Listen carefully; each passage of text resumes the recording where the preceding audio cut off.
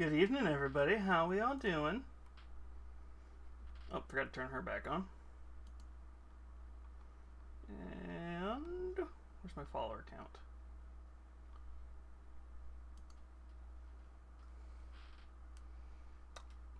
I'm not complaining. It's a little early, but I'll take it.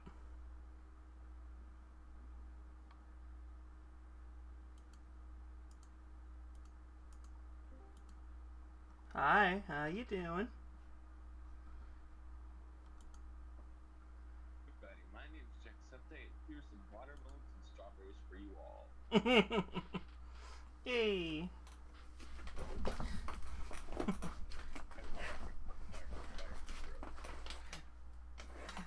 Should have gone with Jacksepticeye. Would have made more sense. But probably would have been too on the nose.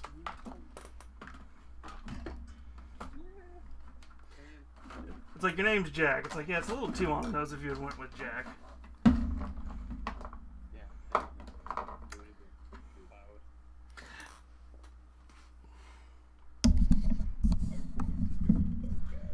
Top of the morning to you, laddies!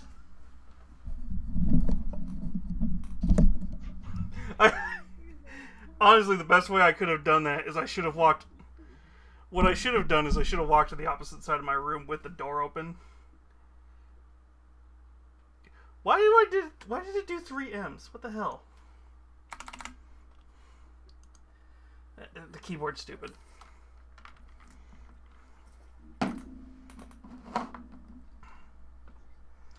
Alright. Oh, no! Damn it! Okay. Whose birthday? It's my birthday. Ooh, happy birthday!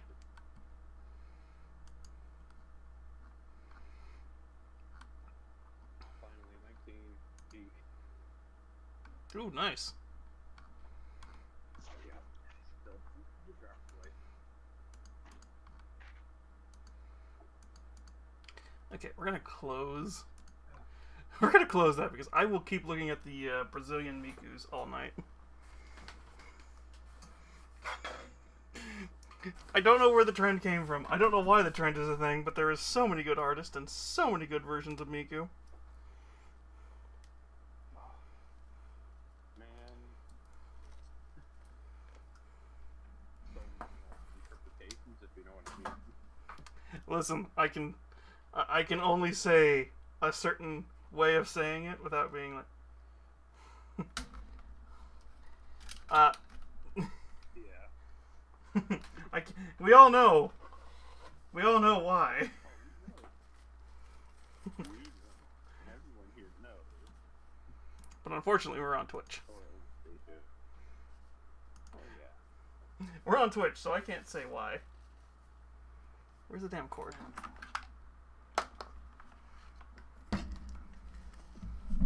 God damn it, Camo. Yes, download. Either way, I gotta find my cord.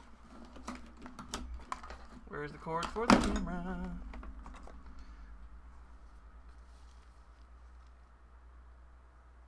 Really? That seems kind of boring. I'll take it. Yes, install and relaunch the damn software. Well, Rajanka just said where it came from. It's like, oh, it was just crossover between Luffy and Hatsune Miku, and I'm like, okay. Trust me when I say I think the meme has gone past the crossover.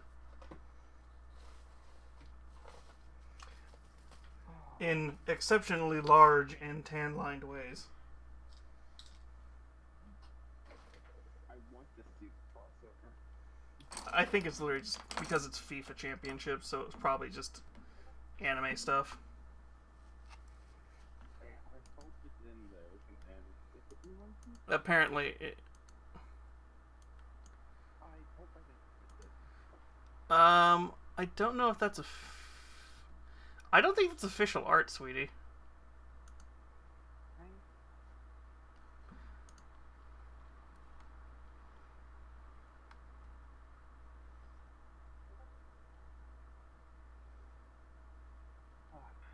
Speaking of official art, But pretty official.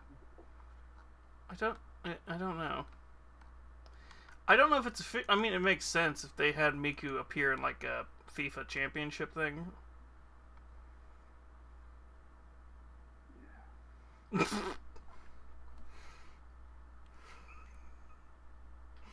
I just saw a meme of all these really good video game movies. Just all putting their hands and going, yeah, we're great movies, and then Borderlands sticks its peg leg in, and it's just like, no, go away, go away. How do you fuck up a game? How do you fuck it up so badly? What do you mean? How do you fuck up a movie that should potentially be really fucking easy to make so badly? The Borderlands movie. Oh, How do you fuck it up so badly? by not caring and thinking the popularity of the game will carry the movie on its own. Honestly, it sounds like that's what it was. And it's like, you've got Bethesda, who I would expect Bethesda to pull this. And Bethesda makes probably what feels like it's the story of that game feels like of that TV show, of the Amazon TV show, feels like it would have been missions in a Fallout game. Man, Fallout movie? Huh? You made Fallout movie?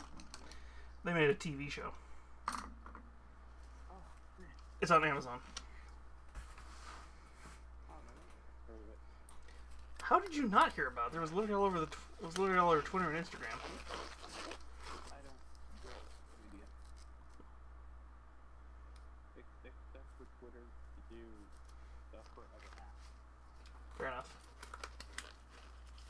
Yeah, no. So when the Fallout TV show came out, it was all over the place. Nobody knew what to expect because we were all expecting a shit show. Instead, we get actually what could almost be probably said to be the best video game based TV show in a long time. Oh, dang. You know, they say Borderlands was an amazing game, and I think their ego exploded because when they tried to The problem is it's the team. It's the dev. If I remember right, the dev for Gearbox is a dick, and he probably just went with the lowest common. He probably just went with the cheapest bid for movie making. he really thought it too, I guess, just said, hey, mine's just desire to go cheap, let's combine the two aspects. Well, it feels like it's the same. It's the same problem as the Halo TV show. Oh man, I really wanted to watch that. Don't tell me. It's very bad. John takes his helmet off in the first episode.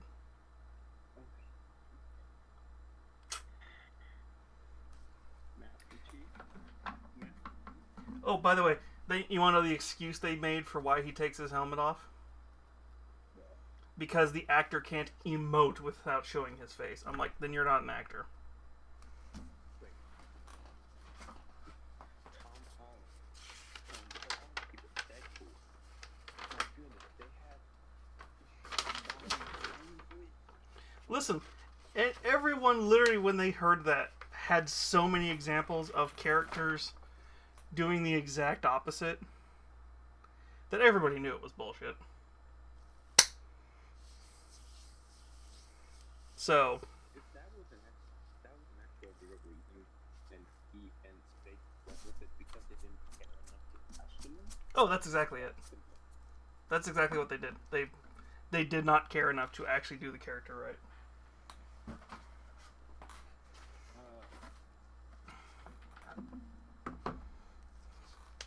So I don't know how bright this is going to be, but I'm going to show you what we're building tonight. Who has heard of... You probably heard of... More of you have maybe heard of Ratfink? Okay, See, I am weirdly into like old retro shit. So more like old retro, like punk and rock, punk and goth stuff. Um, Ed Roth, aka Ratfink, created a bunch of like. You seen those old Hot Rod magazines where it's like the weird looking rat or monster creature that like the top half of them sticking out of the car and they've got this giant clutch on the dragster or whatever car. Wait, Oh, seems to be perfect. here I'll show you in a second because I actually have an example of Von Franco who is on par with Ratfink. I think actually he might be. I think he was one of. I remember. Because Teenage Mutant Ninja had a TV show. It, there was a mute that had the ability to turn to up the side of the car into a mutant that could control the car. So if you're looking at my stream real quick, this is what generally Ratfink. Yeah, this is generally what Ratfink and Von Franco's art looks like.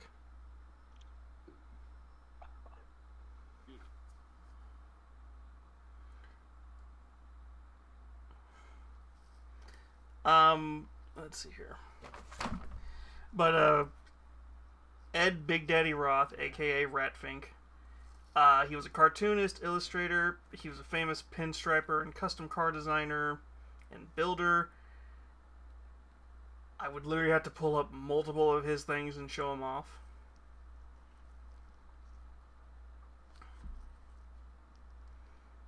But him and Von Franco and a few other guys, they're all these guys who made this style of like early kind of like hot rod / punk looking artwork.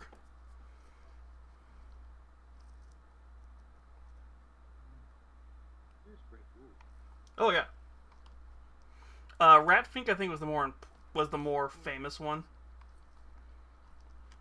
I always find the weirdest pictures of Ratfink, and they're never the one that I always remember. I grew up around the NHRA dragster stuff. There's a guy who's called Nitrofish. He has some artwork that looks like it's Von Franco's or somebody's. Or Ed Ross, the more famous one of the two, if I remember right. That car that you showed me, that he probably did some artwork for them. Ed Roth.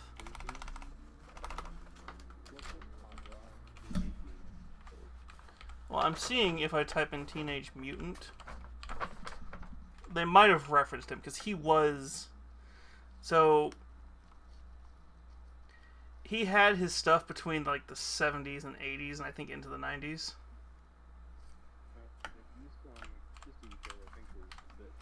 Teenage Mutant Ninja. Apparently he had. Well, I don't know. Maybe he did. I'm trying to look. Speed Demon. Yep. Speed Demon is who you're talking about, and he's based off of. Who is voiced by Steve Bloom.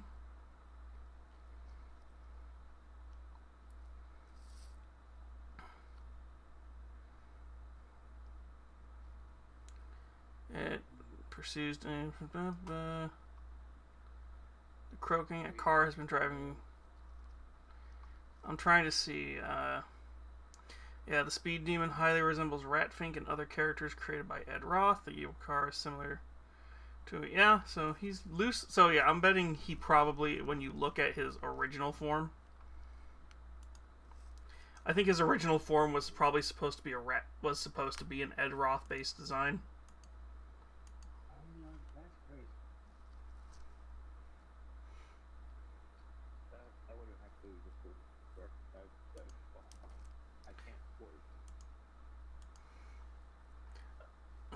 Here, let me see if I can find some Von Franco stuff.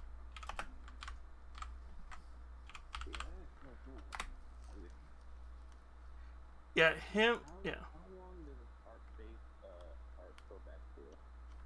Whose? You just said it. Oh, Von Franco and them. Von Franco and him, they got their starts like around the 70s, 80s. Let's see here. When did Von Franco get his big start? 1952, self-taught artist. Drawing hot rod monster art, popular at custom culture, caught the attention of Ed Big Daddy Roth, for whom Von Franco later worked. Von Franco became a builder of custom automobiles, gaining notoriety for building clones of Norm Grosky's Cookie 2 and the Lightning. Yeah, I'm trying to see when he had his.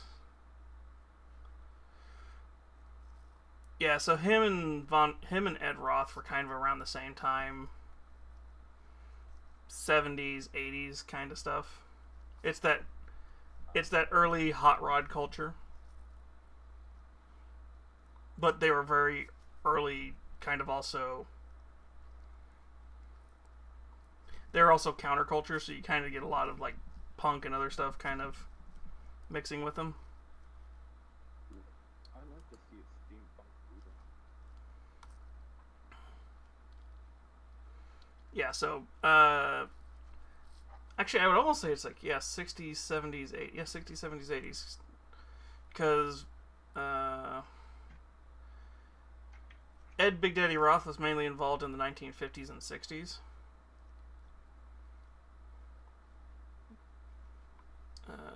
1964 to 63. Like I said, I'm having to pull up their information. Yeah, he's all the way up into like the 80s and 90s. Because Ed Roth passed away in 2001. Von Franco's still alive. I don't know if they still make art. I don't know if he still makes art, but yeah. We're going to have to touch up this one's priming just a little bit. Because the problem is I ran out of my good airbrush primer. And it just kind of didn't go how it was supposed to. And then the problem is I ran out. I got a decent amount primed. But then the problem is I have all of this. I started to get... This is when it died. And you can clearly tell that's when it died. And the problem is, I don't know if this kind of plastic will work with my Vallejo primer. It should. Knock on wood.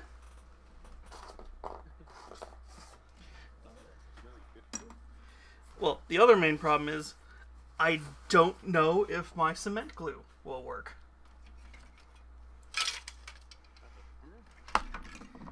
So I have, if you've ever made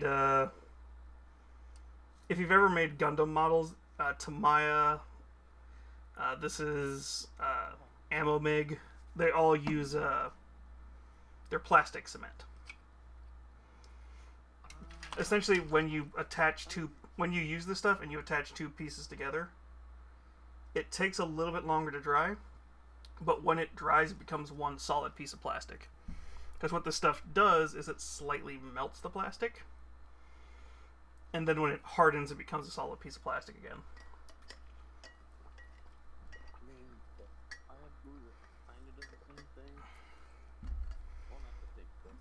Whose? It's really good glue. Whose? Tamiya? Did you just say Tamiya?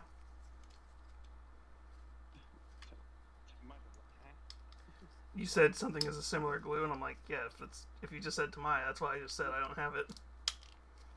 No, I mean, they literally just super glue.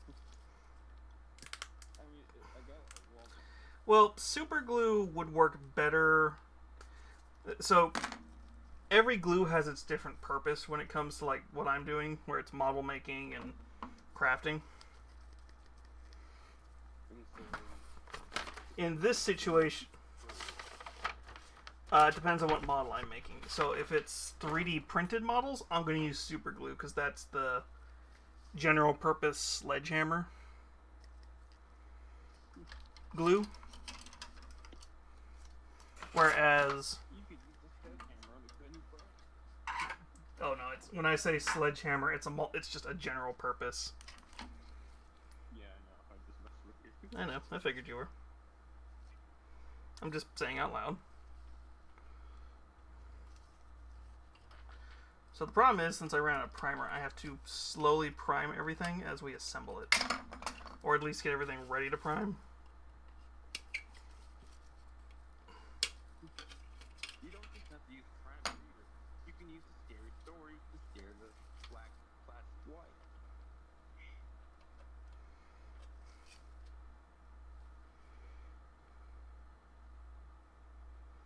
Not always work for me. Okay. How the fuck are you attached on? Because that's the question. Nope, we want to cut those pieces off. Got it.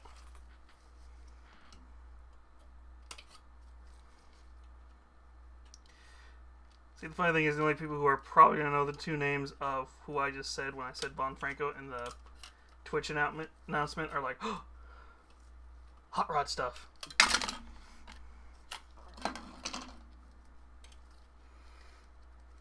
Okay.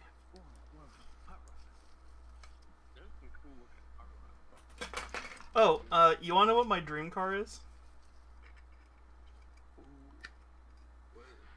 Well, so my quote-unquote dream car, I'm making sure I didn't cut something off I shouldn't have, is a, I think it might be more than this. It's going to be at least the body of a 1932 Ford Roadster.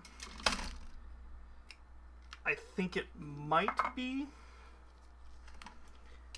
because I think, so if I'm going to build this how it's supposed to look, I think it's actually more of a rat rod, which is, a rat rod is at least two different cars.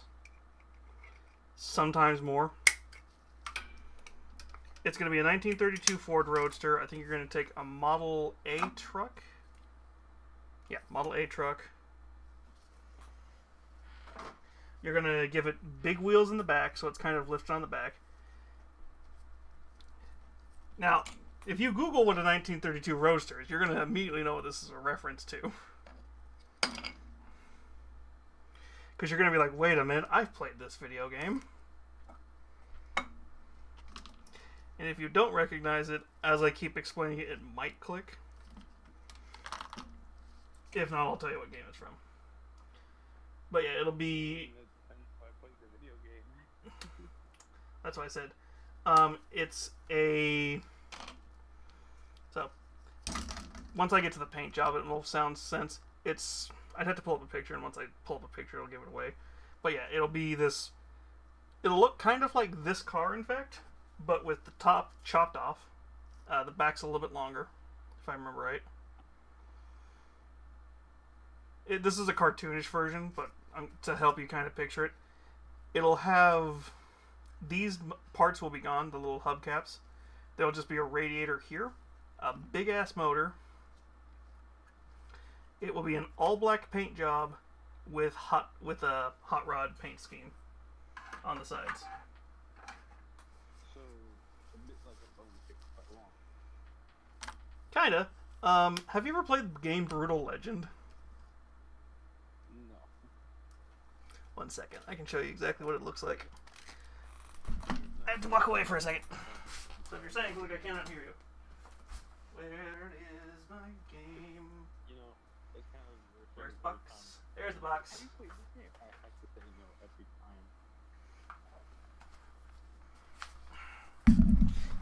time. I had to find the box that has the artwork in it. Because the problem is it only has the logo. Okay. Do we have... Funny enough, this is too much of a cartoonish. And I was trying to see if I had a better picture. That's the instruction manual. Do we have actual artwork?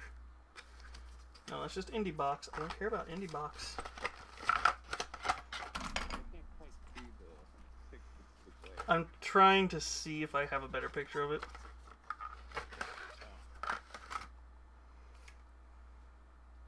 If I ever start playing guitar again, I'll start using this. Maybe.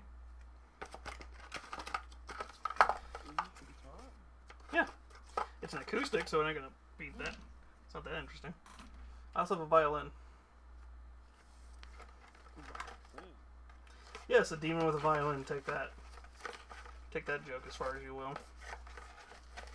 That's a little contradictory, isn't it? A demon with a violin. I mean,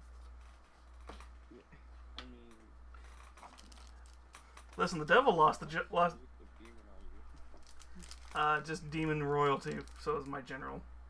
But here, this actually kind of looks a little bit close. This is more of like what the art book would make it look like. It's not what in-game looks like. Yeah, this is what generally the druid plow looks like in the game. Yeah, it looks close. Well, that's the thing. A lot of... Oh, wait. On the back, funny enough. That's more of what it looks like in-game.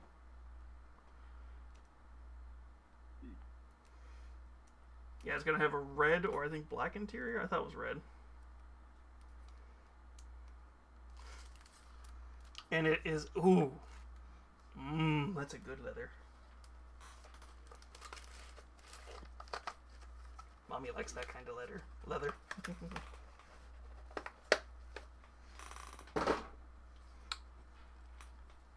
Yeah. That is one of my 3 dream cars. That's the most achievable one. Is the best way to describe it. Listen. Think about it like this. That car... I think reproductions go for like the body alone goes for like a $3,000 to $5,000 for just the body, not even the frame, the body. Just like a outside shell thing? Hmm? The outside shell of a thing? Yes, just the body is expensive. Oh my goodness. To be fair, in that situation, that's just because it is such a classic car, and a lot of times the people who are going to be building the body, the reproductions of the body, they're probably just some guy in their garage who has one of those cars and just made a mold of it. You know, I wouldn't be surprised if someone had like a broken down car of that. Like an old car, but just broken down.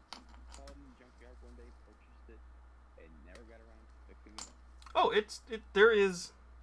there is more than likely somebody out there who bought what looks like the car, tried to build the druid plow, went, cool, I've got everything, but but I don't have the time to build it, or I don't have the knowledge to build it. So I'm going to just put it in the backyard until I have time to finish it. And then they never do. There's a lot of people say this, but they can't, or they just don't feel like it. Yet they spent thousands of dollars on it. Well, in this situation where somebody buys a car like that, that's probably, if somebody was able to buy it, it was probably a project car. It was going to be a project car anyway. God, it'd be fun to make these white walls. I don't think it's a white wall in the picture, though.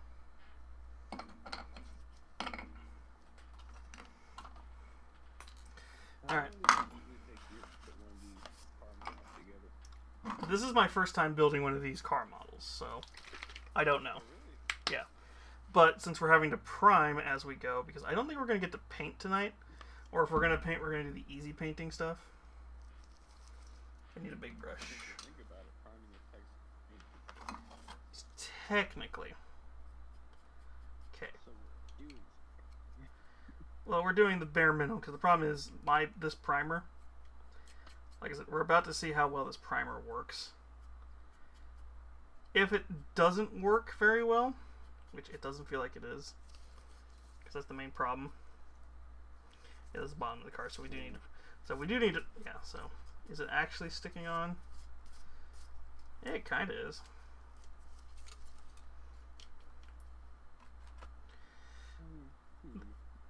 It's working, it's just I'm going to have to probably slop it on.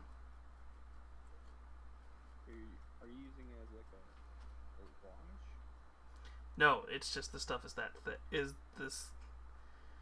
The problem is this is technically meant for an airbrush, but I don't have an airbrush station. Okay. You can brush it on like I'm doing. What I should do is, if this doesn't work, we're just going to assemble at least all the individual parts tonight. And I have nothing else to do, so we'll probably just go and watch some videos or something, or I'll start maybe the Dredge DLC.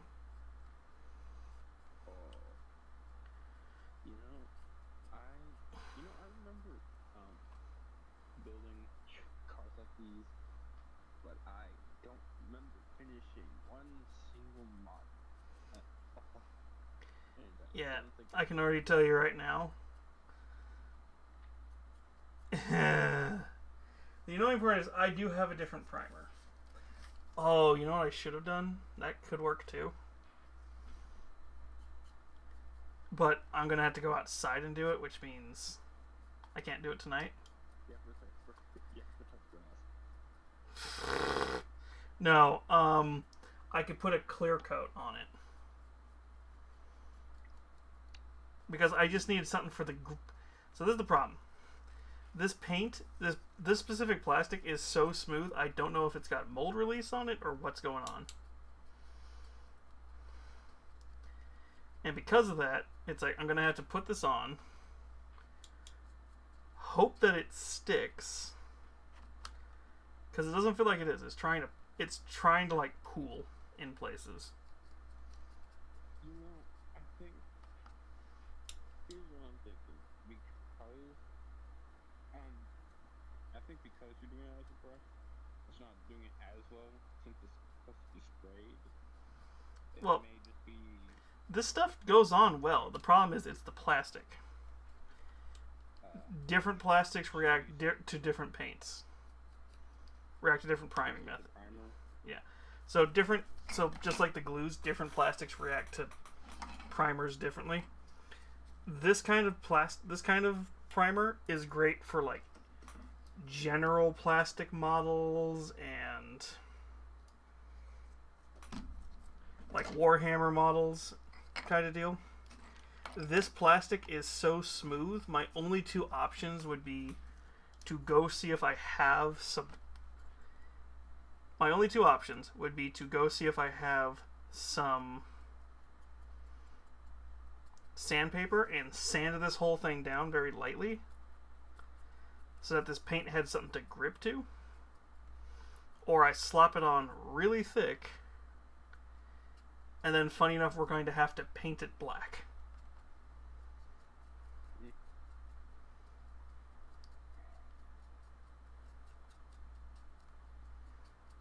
I mean, I'd say sandpaper would be like a last-ditch effort.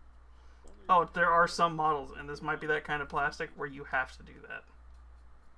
I'm just saying it would be unbelievably tedious. Okay. Oh, you would just take the paper and just go really quick. You're not trying to sand it down. You're just trying to rough it up. So when you paint it, this paint just flows into where you want it to go. Yeah. I'm saying because of all the nooks and crannies on some pieces. Oh, the sad part is I have another primer. It's not the right color though.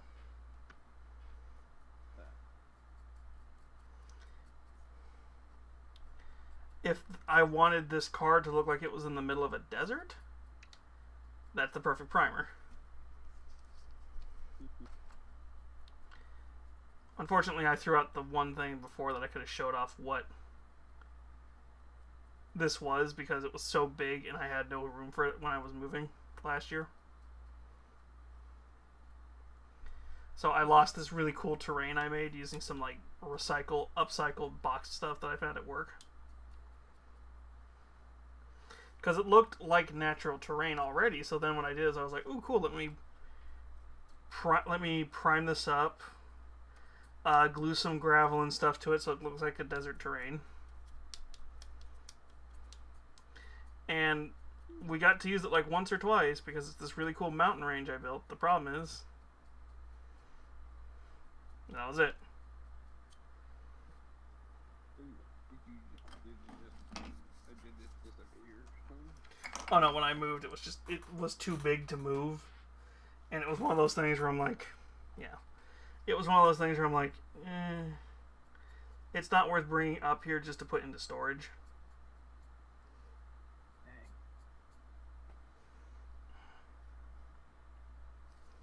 I can't. This plastic is so fucking. Yeah, see, this is the problem. Let's see what's gonna do it. Well, yeah, see, it's incredibly smooth the way the paint's line on it. Well, you watch it and it just goes. I have to slap it on.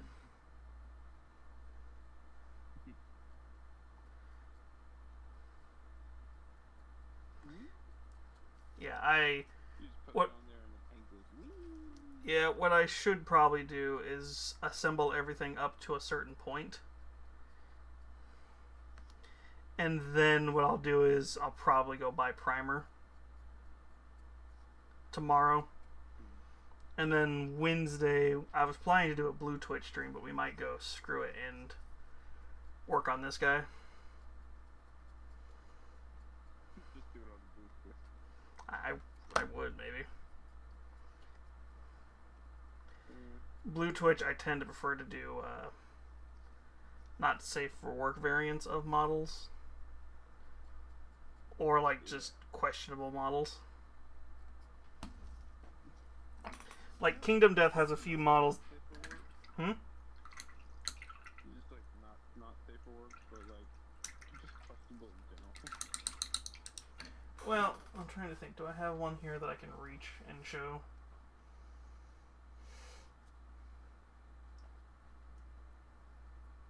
So I have some figures where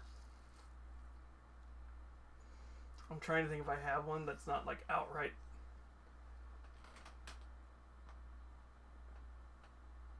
Yeah, all my questions. So the only one I have that's like questionable is still very much like would get in trouble with Twitch. Basically, I have Princess Jasmine from Aladdin.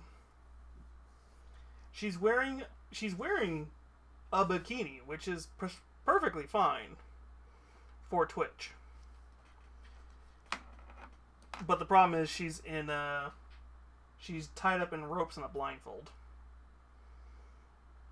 Oh. Yeah, so that's one of those ones where it's super questionable. It's very much on the line. It's like her pose and everything makes it to where it's just like maybe. And I think I did paint that on Twitch, but I never painted it like all in one piece on Twitch. Because that was before I started doing Fansly streams. Oops, Blue Twitch streams. Is that where you got the idea? Is that where you got when you got the idea to do it? What? Like, when you were doing the stuff, So I have been doing Not Safe for Work minis for a while. Because every once in a while, you'll get that one that's just like, you know, it's this variant of the model looks better than the actual model itself. Like, here, I actually have one I can show off from a certain angle. Keyleth from, well, it's Druid from D&D Druid.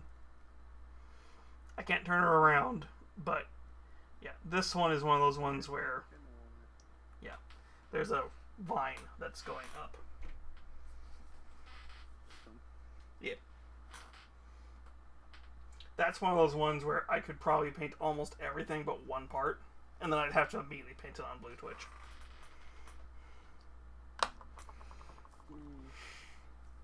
You know, let's dry assemble everything, because this stuff is... I might have to do, like, several coats to get this to work, so it might be easier for me to go to, a hobby... Well, not a hobby shop.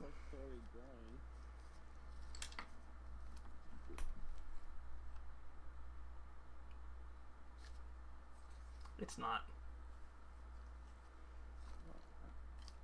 Is it starting to dry? No. This primer, there's a reason why when I'm using this primer and I'm painting models that are in pieces, we do not get done. We do not start painting till like towards the end of stream. So that's the problem. Is it's like this is going to be easier to probably just build the damn thing, or at least as get close to building the damn thing. Oh, this is all snapped together, or mostly snapped together. Also, the problem is I'm gonna since I ran out of black paint, I had to paint the inside of these. Although I think this is covered by the model. I really just want to get a cop model now and put it together. A what model? Like just a good old car model and put it together and actually dedicate my time instead of saying, well, I'll put together 3 pieces and that's it. I would say start with something that you would like to show off. Like if you're into Back to the Future, get a DeLorean. Especially if you can get a Back to the Future one. I do remember that I did a plane model. It was a big plane model. I did finish it. But the thing is, the glue was crap. So, Yeah, you've got to use the stuff that gets you high. yeah, no, I think it came with the box. That's the thing. The stuff that comes with the box always sucks. Yeah, I know. It just fell apart. I'm like, I was so disappointed. It was a good looking plane too. I did so good on it. That's why I said if you're gonna, whenever you use that stuff, whenever you're making models and you're buying glue, get the better stuff from the store. The stuff that comes in the box is gonna be crap. I already got some good glue. That's why I said you gotta get the stuff that when you open it, it's like, ooh, I smell colors. It's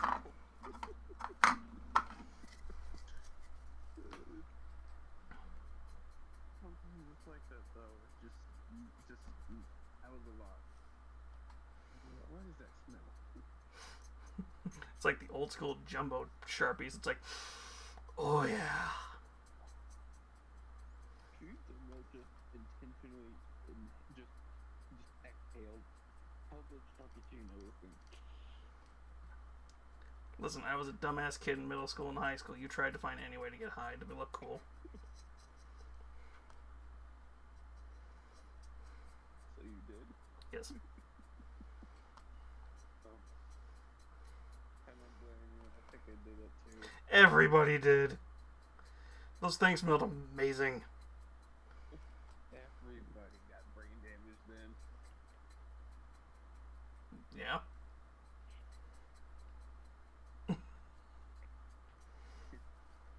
People say damage their brains. We didn't care. It smelled delicious. To be fair, our parents were eating lead paint chips, so it kind of is fair. We got high off of Sharpies, they ate lead paint.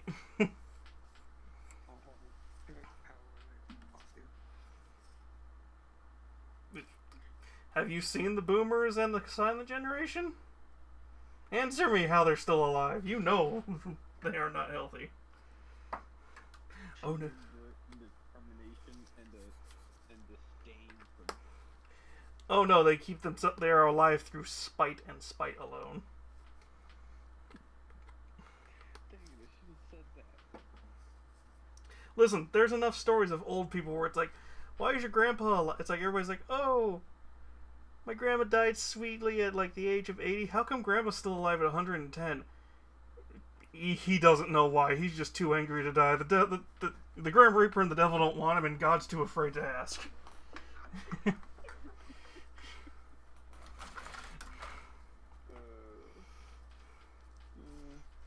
Gertrude, she don't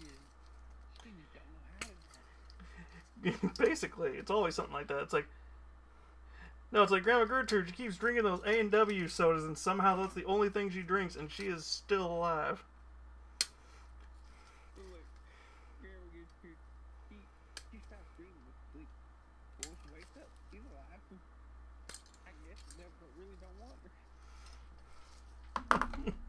Why did we go country? I don't know. How did we get here? Good question. I don't know either. I do. Oh my god, this is... Why does this model have such good mold lines? No, because look, you barely see it. I can see it because I know what I'm looking for, but good god, that is... Those are tasty mold lines. Well, because I don't have to put any filler in. I wouldn't fill them anyway. I kind of like the model to look like it's a model but painted up really nicely. Especially since these are monster models. I mean, yeah.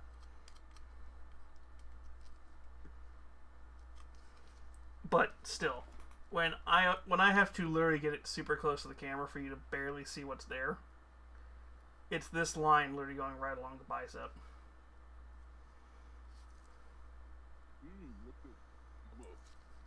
Yeah. Well, if you saw the picture, it's this monster just sticking like his arm out of the front of this car, controlling a shifter. I know. It's like, geez, GW and geez, GW. It's like either some good mold lines or somebody really shaved that mold line off with talented and... Well, more than likely what probably happened is whoever made this mold probably made sure that all the models were in there right so that the mold line wouldn't be super bad. A lot of times when you're making molds, you want to either... Yeah, see, his arm goes on like this, so there's a piece that connects it.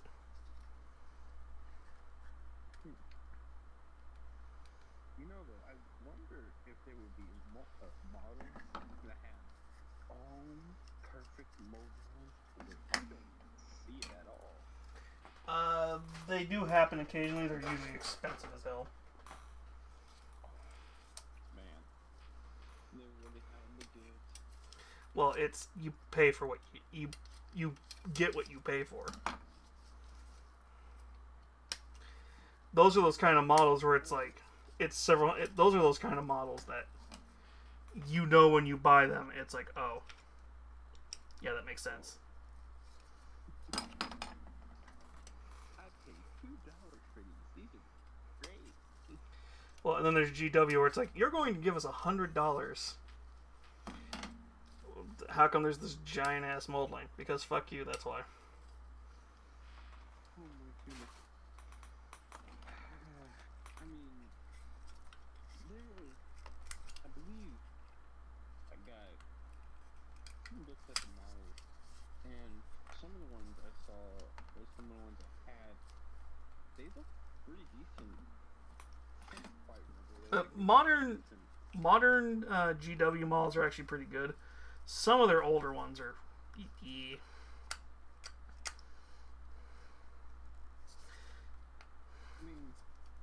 some old look just awful, though. So that's how it sits on there. So these need to be glued. I can already tell you just feeling them. With how easily they're coming apart, yeah, they gotta be glued. Yeah. I put it down and immediately goes boop. My glues, when I use, you gotta be careful, because if you're not careful, it will get on your hands and instantly turn to plastic. No, seriously. Yeah, 1 second. I'm looking for a piece real quick. Where is this 42? It's most of the time when I miss places or where I want to. It's just a nightmare sometimes. I literally have to take a blade and scrape it off my fingers. Hi, where's 42?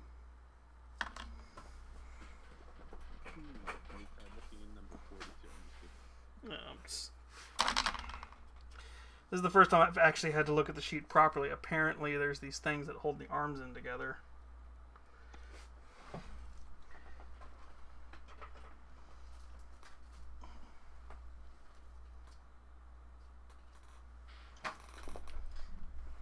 found the sheet that they're on. So here's what we're looking for. So 42. Page 42. Oh, I was going to say more of the meaning of life. But that will also tell you don't panic.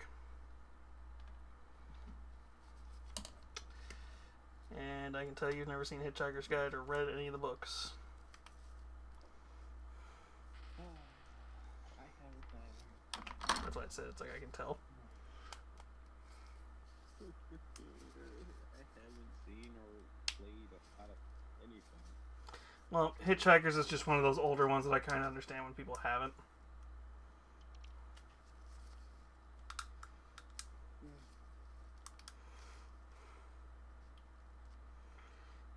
You know, I'm pretty smart and pretty dumb when it comes to knowledge like that. Well, whenever you see a reference to something that says 42, that's the Hitchhiker's Guide to the Galaxy.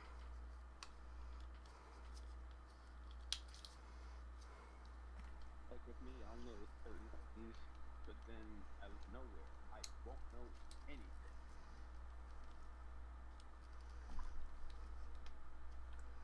I may not be as smart. I was trying to quote Forrest Gump, but that could have gone a little bad if I had done it wrong. No, I've seen Forrest Gump. That's why I said I may not be as smart.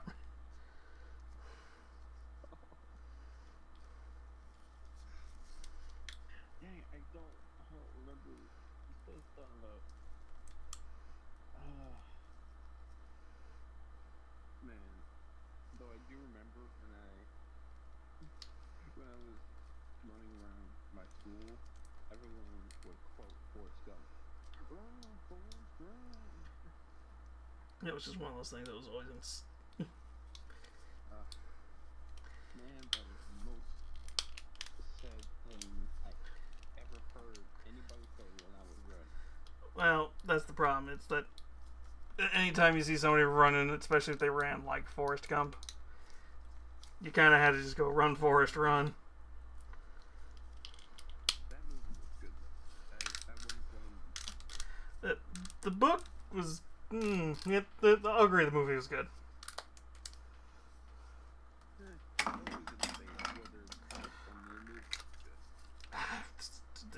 The movie's just weird.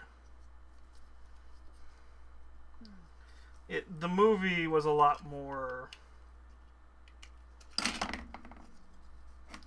Like a lot of the references in the movie are a lot of the references that are still in the book that are from the book made it, but there's a lot of weird references and stuff because he did a lot.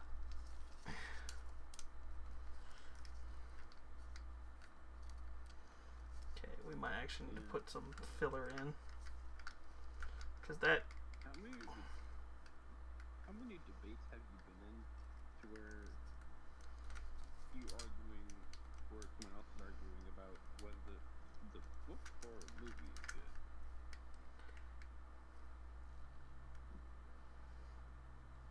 Because that was always, from what I've always understood, people keep saying the book of the movie is good. It depends on the book and the movie. Yeah. Why is this arm not sticking in?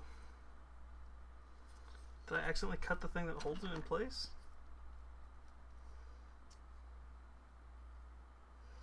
No, here's the weird part. There is nothing for it to clip into, so... Yeah, there's nothing for it to clip into unless... Unless it's supposed to be held in by friction while you do it. I think it's got to be done. I think it's got to be glued in. There's supposed to be something in this arm that I think locks it in place. I think it's so that you know what it is? It's because he. So here, I'm gonna put him in the car like he's supposed to be, because he sits somewhere. Yeah, he sits. I think here. Yeah, he sits here. In fact, that's what it looks like. Or.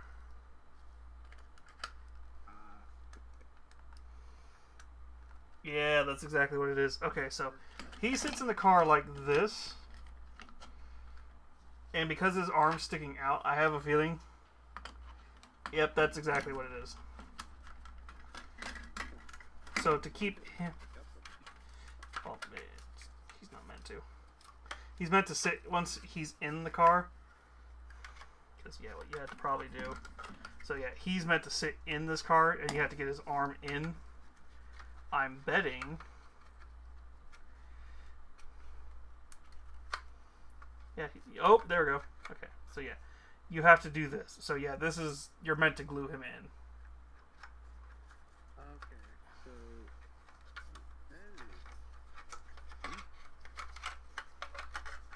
Yeah. You're meant to... So, you're assembling his arm so that you can later pop his arm through and lock it into place and then lock him in. And then you would glue it. Because then... Because yeah, his arm's sticking out like this, controlling a shifter.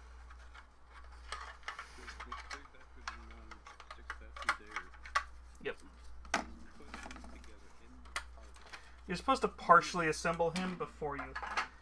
So this is why we're dry fitting everything now, because instead of trying to get this all working...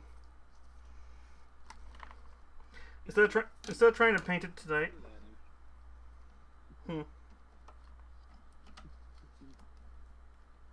Thanks for what info? I might have done this. What I would have done is stupidly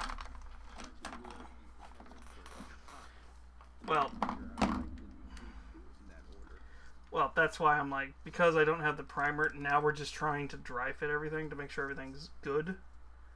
Because I had a feeling this was going to end up what happened tonight. If I had gotten everything primered, we would have probably started painting.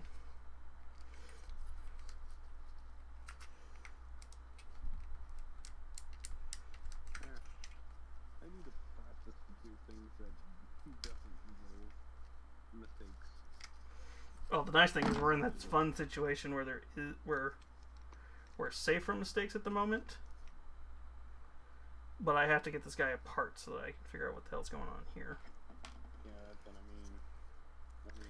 Well, because I was assembling stuff going, oh, this is how it's supposed to go. Oh, this is how it's supposed to go. Ah, shit. I gotta go backwards now. Well, some of this is self-explanatory assembly. It's like, okay, this goes here, this goes here. Okay.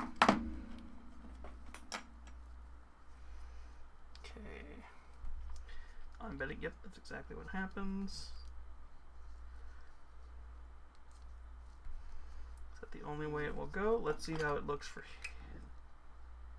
here. Sometimes stuff will be self-explanatory, and I don't get it at all. Something will be not obvious, and I get it 100%. Yep, so his arm's upside down, so we're going to fix that real quick.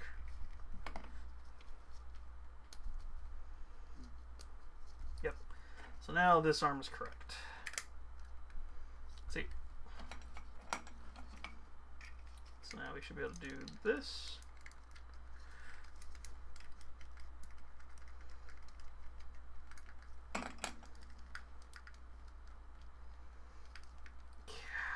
Come on. This is the problem of assembling these kind of models versus Warhammer. Warhammer, you want to follow the directions the entire time. This is one of those models where I was figuring, I should just be able to put this all together, just go by the picture.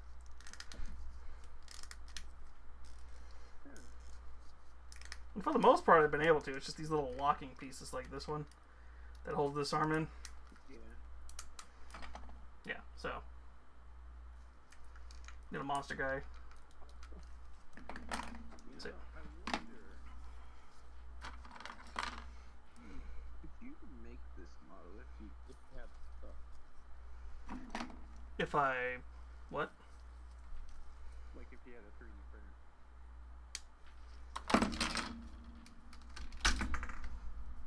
Like let's say You mean like that thing? have the... You mean like that thing?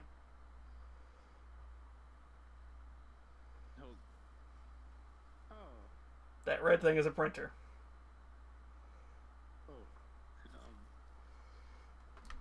Wait, never mind. I remember. I love to mess with people by doing that. It's like, yeah, the printer's right behind me. I said nothing. I don't know what you're talking about. The better question is, do I know Blender well enough to where I can make one of these? Not yet.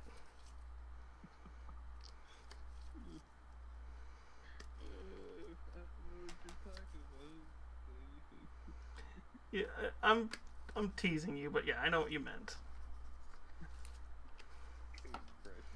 I just listen. I have to mess with everybody because there's always that question where somebody's just like, "Oh, do you know how to?" It's like, would you be able to make one of these if you had a 3D printer? Maybe. I mean, I now remember you putting together models that you 3D printed. Hey. Literally, almost every model except for like a handful near me are 3D printed. Yeah, and I'm sitting here asking, hey, do you have 3D? Honestly, what I want to get, the kind of 3D printer I want to get is the old school, the original kind, where it's the one that builds up the plastic, like on a boom arm. So there's two types of 3D. So there's two types of printers. There's resin printers and reverse CNC machines, basically. Yeah, they're basically additive and subtractive. Well, CNC subtracts. Yeah. So basically, a little laser. So The resin. yes, resin is UV activated. So what happens is the screen that's on the bottom of this looks like a cell phone. And what happens is different shapes in the screen will form different layers until basically they build kind of like Lego bricks almost. We'll go with Lego bricks. Until a thing is fully formed, aka something like this. This is 3D printed. Yeah, see what you're-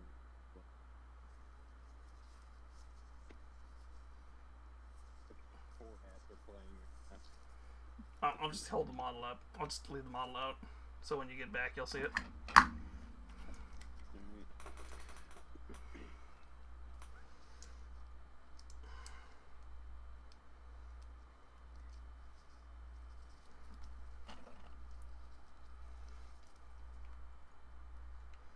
Okay, so this one you want to build the hand around this piece and then lock it in place. Got it.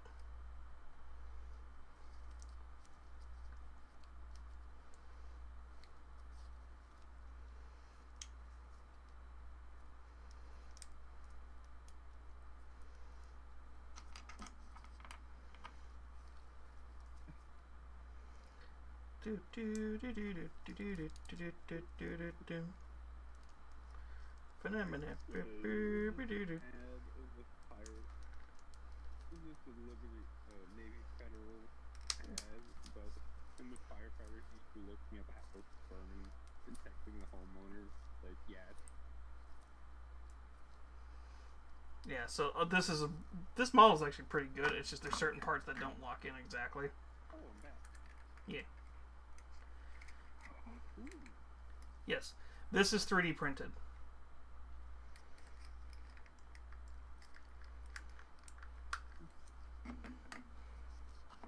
Technically, the other model I showed you, technically almost every model you see me print, unless I specifically say it's a Warhammer or some other game's model, is probably 3D printed.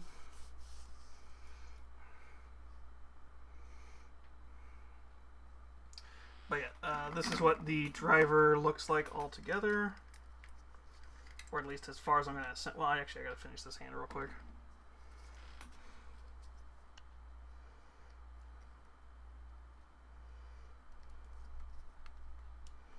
Yeah, I just like the fact that he just had two completely different size arms. Well, that if you look up any Ed Franco or any Von Franco or Ed Roth characters, they all kind of look like this, where it's just like giant arms sticking out of the car. Just a ghost car. Just imagine there's a ghost car like they did. It just has like giant arms.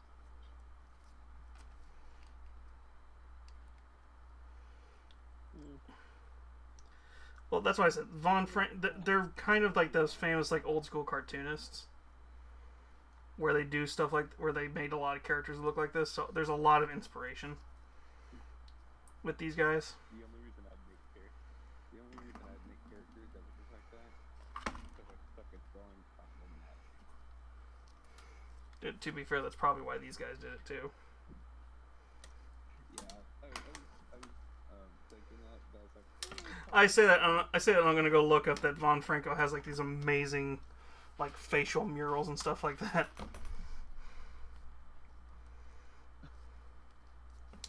like, oh, I don't think he's bad at it. Yeah, so this is like the key thing you'd see a lot of them doing is like they have a giant ass gear shifter like this. Oh, that was pretty cool. Yeah. It looks like it's snapping too. Cool.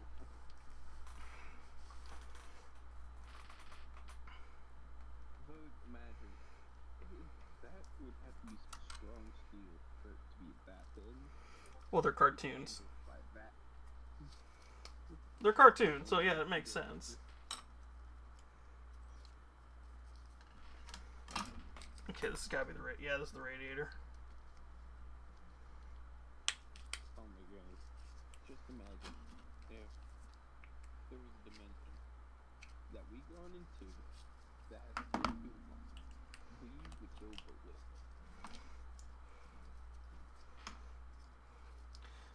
I was about to say, you want to know something funny and sad? You want to know why a fight between Goku and Saitama always has Saitama winning? Why? Because Saitama follows cartoon logic.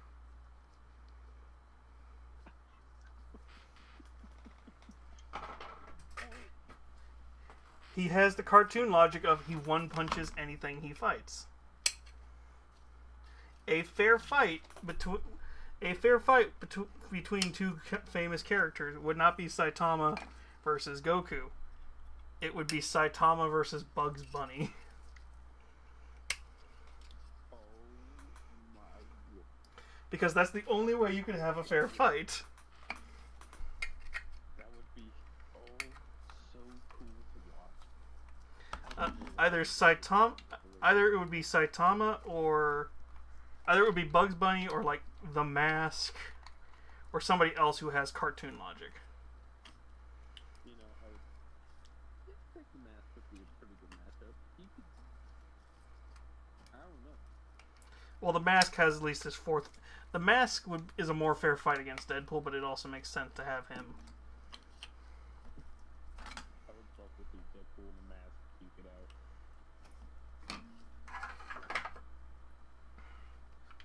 Even though, if Saitama didn't really follow cartoon logic, and like, if they actually took it seriously and say, all right, who would really win? Because Goku was strong. Saitama would have fear strong. So it's possible. Oh! I was trying to figure out what the hell this was. This is not his chair. What the hell is this piece? Hmm? Would you say they could be equals if they actually took the fight seriously? Who? Saitama and... Oh, it's the air intake. If they could be... If Saitama and who? If Saitama and Goku were to fight and they actually said, alright... Goku, Saitama would still win. The whole way his powers work is because he can defeat anyone in a single punch. Doesn't matter how strong they are. He can always defeat them in one punch. I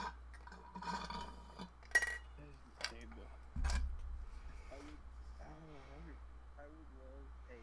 What do you need the rubber bands for?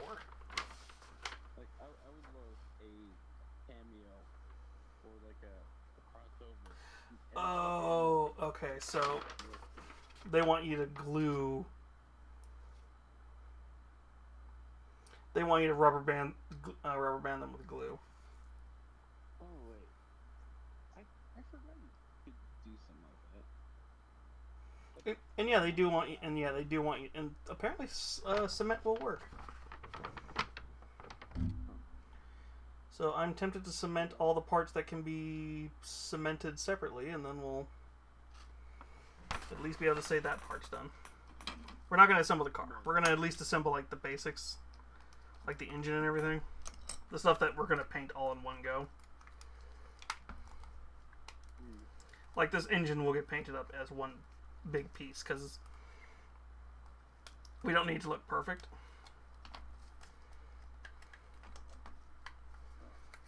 Also, you know who would be a good matchup for Saitama?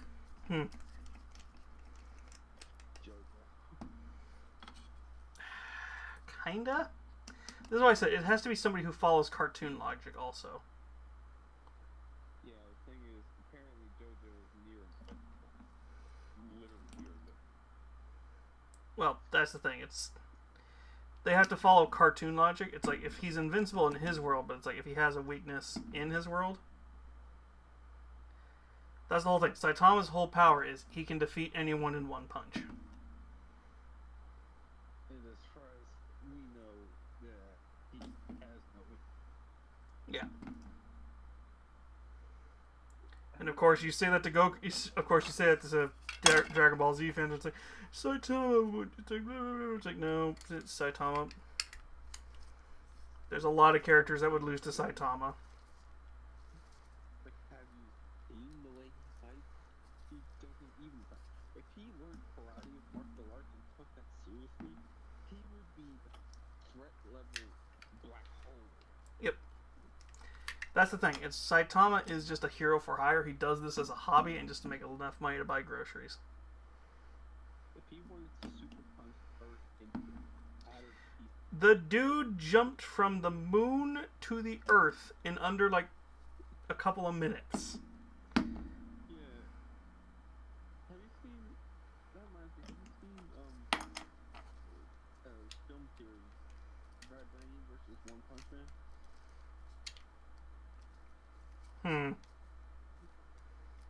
If not, you should watch that video. It's pretty interesting. It mentions that stunt he pulled. And apparently,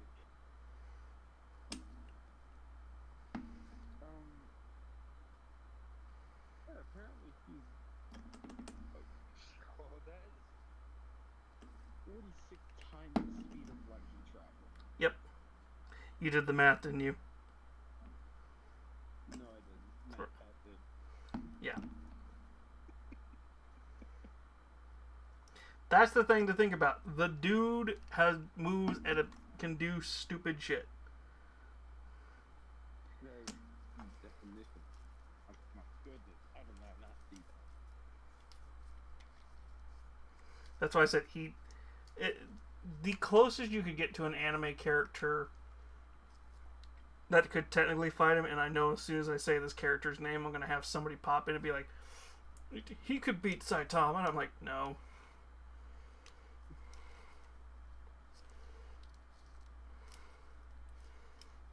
Luffy.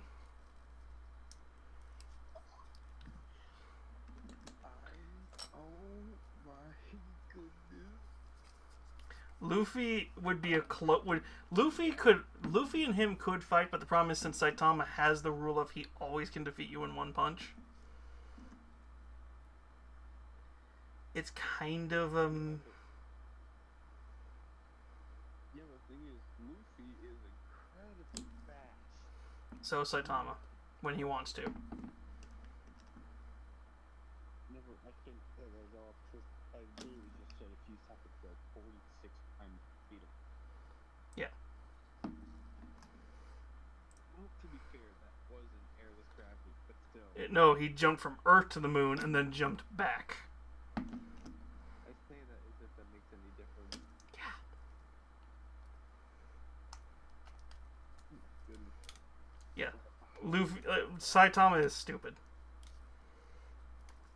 Saitama is like is one of those overpowered characters where he's so overpowered you can't really get mad at him for being overpowered. Because he's meant to be a joke character. He's meant to be a joke character. Yeah, that's why I said he's cartoon logic. It's unfair to have him fight against a serious character. He's literally the anime version of Superman. Not even that. Superman would be closer to Goku. And now we have an anime Superman. You know, since Saitama can punch so hard, I wonder if it really affect Superman. Yes. That's the thing. That's the rule. Because Saitama's rule. He can defeat anything in one punch.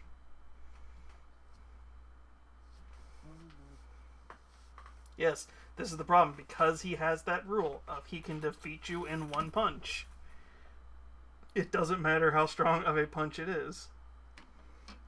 What about that alien? The what? Oh no.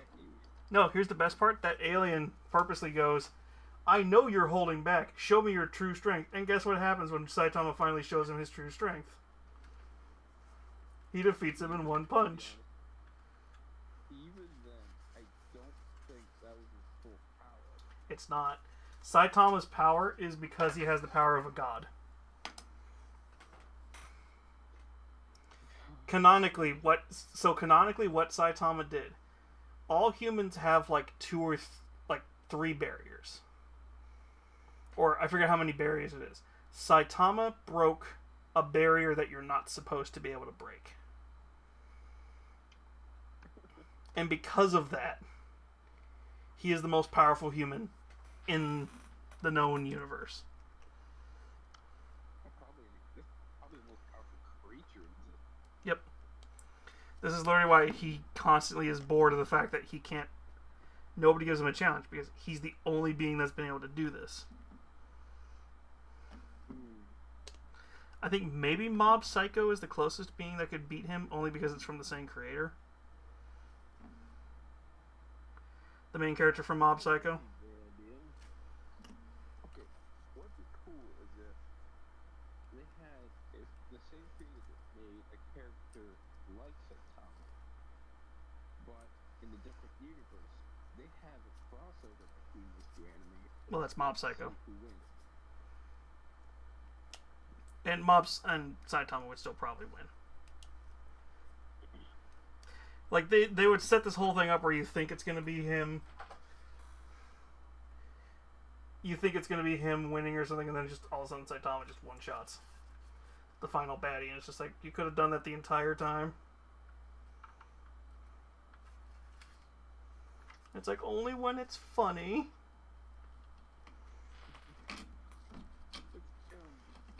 I saw a video not on the thing, but a video making fun of the fact that comedy just equals power. In which show or movie? You say so? No, it wasn't a show movie. It was just a comedic little video about anime. How you say something funny and immediately grants you strength to beat up. Yeah. Well, Krillin. Like Nami. She's always angry at Luffy. Yeah. Beats the crap out of him worse than his enemies. Yeah. Well, to be fair, I think it's the whole fact that he lets her. He lets her do it, if I remember right.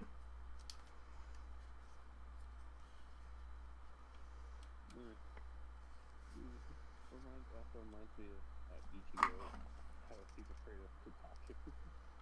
Mm-hmm. Faces down Kakashi, and he has the to be honest, he is a scary one. Yeah.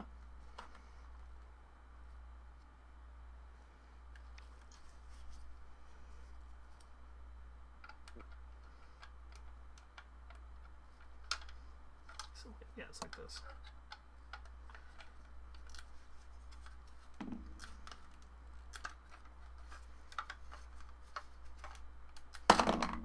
Ah, shit. They are wheels. It's just, well, they're goofy looking wheels because it's a dragster. And it's got to look like it's popping off the ground because it looks like it's doing a wheelie.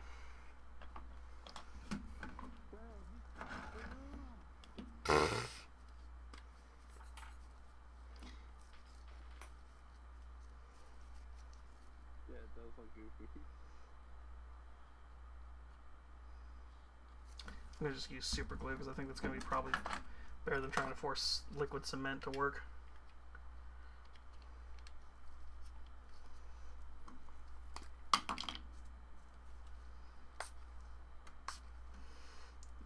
The Dugs. All your art. Which one's your favorite of One Piece? Of One Piece? Yeah. Oh, I'm sorry. I got to take care of something.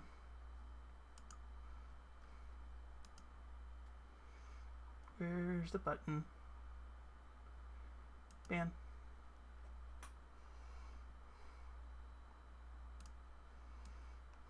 Wait, what was that? It was a bot going. Basically trying to be like. It was a bot going. Get more fans on blah blah blah. No, sorry. Hey, you want more followers? Come here. No, we do not. We don't do that here. No, screw that for you. I have banned for less. Oh, that's scary. Oh, trust me,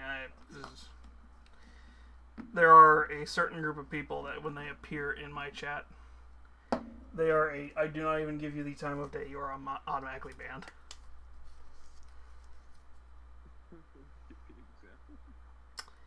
I'm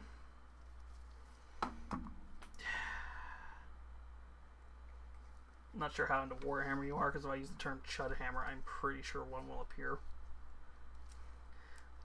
They are just horribly disgusting people, usually.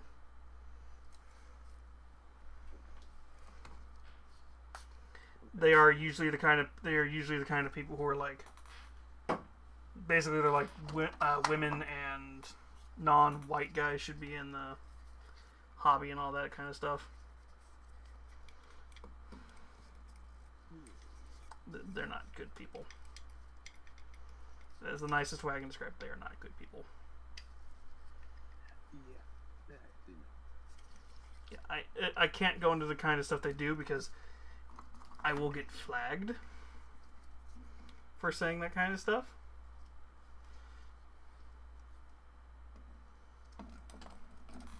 But yeah, they are not good people.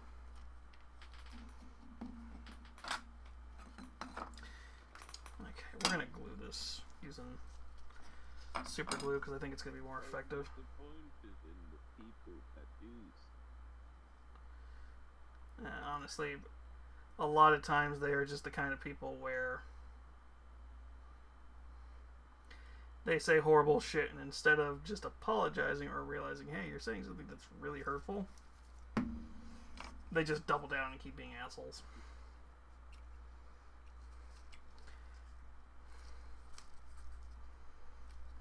I think it's the fact that they don't want to look like, oh, hey, I actually messed up. Look, no, I want to save my pride over being a decent human being. Oh, it's a cult. Cool. It's a cult. It's a cult because they find other people who are like them and try and. I can't give examples because they do some horrible shit. Yeah, I won't. I don't want to. Yeah, no. Yeah. All I can say is, if you ever see somebody saying some really, usually they're trolls. Is the nicest way to describe it. They're trying to be trolls, but then they say like other horrible shit, and you're just like, I know what you are.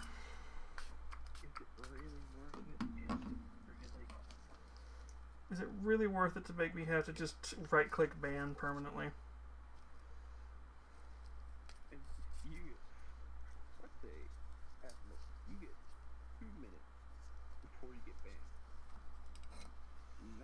not worth it. Just to get attention. 2 minutes.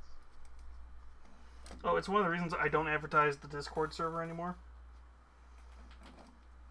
I will eventually when I have a Discord server. I don't advertise the Discord server. If you type in like exclamation Discord, it doesn't appear. Oh. Yeah. I know you have Discord. I'm on it right now. I know you're on it. That's what I'm saying. It's. But yeah.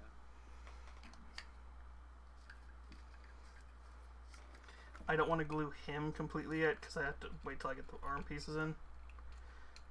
You don't want to trap it yet.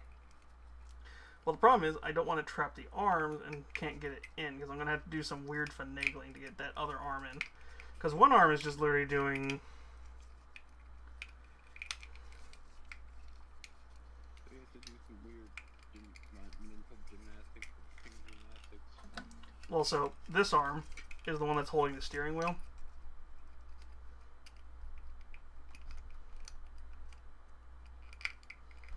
Which, by the way, I'm going to show you how tiny the steering wheel is compared to this hand. It's kind of funny.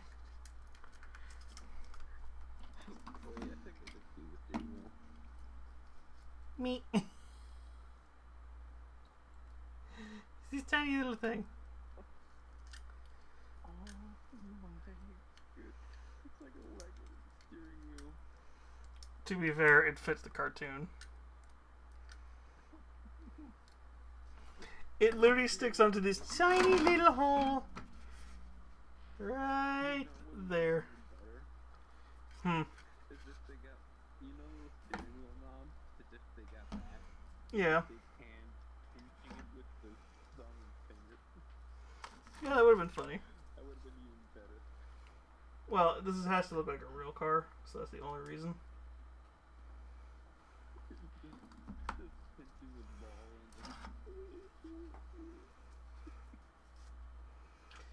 Honestly, if I was so I was gonna originally use this car as an Orc conversion model. I actually am gonna kind of keep it as is and use a different car for that because this is actually too big for Warhammer.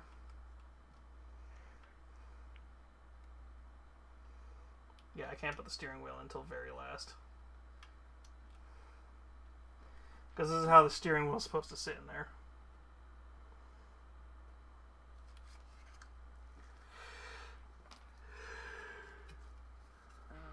imagine putting this together without instructions. Oh, I probably could have done it. It would have looked. It would have had to rip some stuff apart.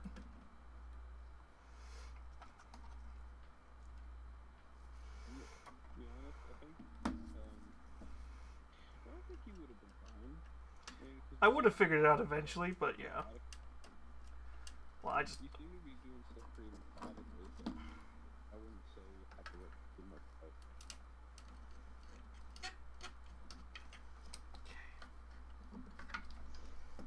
We got to figure out how the arm. you get no plus.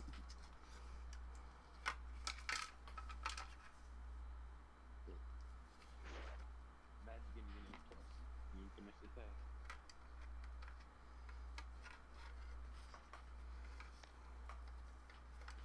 But we haven't even like started the test part yet. We're still built. We're still getting the thing ready. Just imagine you have a project due. You're still working on it. Teacher looks over and says, "You get an A plus. I have you finished. Don't matter. You get an A plus." I had a teacher do that once. Yeah. It was towards the end of the year, so they were just like, "Fuck it, I don't care. You're all getting A's on this." I thought it was more of, "Hey, you did such a good job." No, it wasn't something like that. The teacher was just like, "Fuck this, I'm done for the year." So yeah, this is what the arm's gonna look like. This is what the arm looks like when it's on.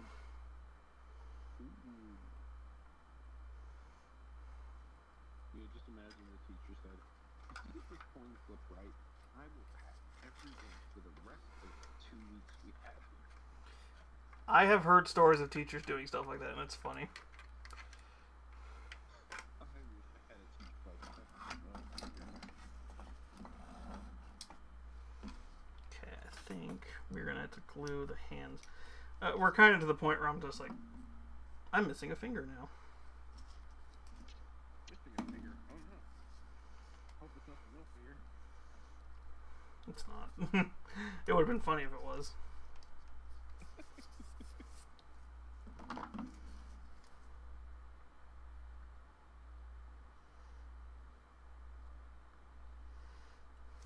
I would use liquid cement, but I'm like, screw it right now.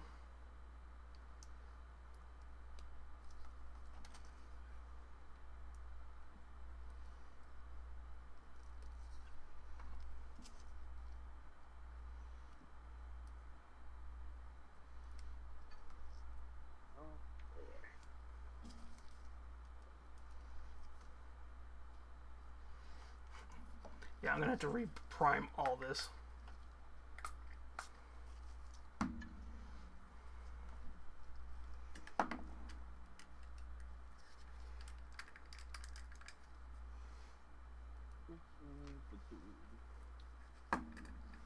Let's see here. Can I get the hand in with the thumb on, or am I gonna have to do some weird finagling? Finagle. Get yourself a bag. Eat it up. Tell me how to. That's where you got very William. You got very William Osman energy.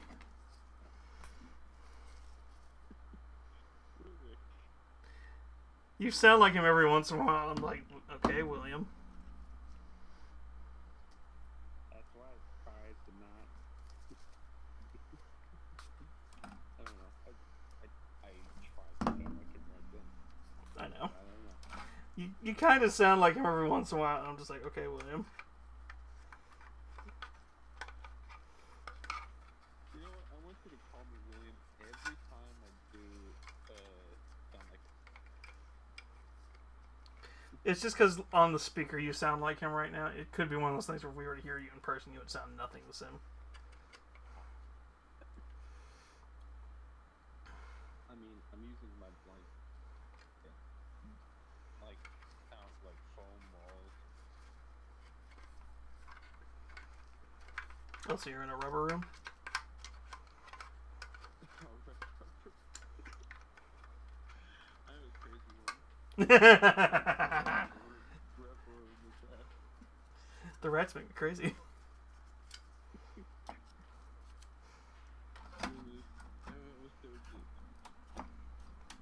Crazy. I was crazy once. I just keep saying that, and I know I heard my roommate come walking in.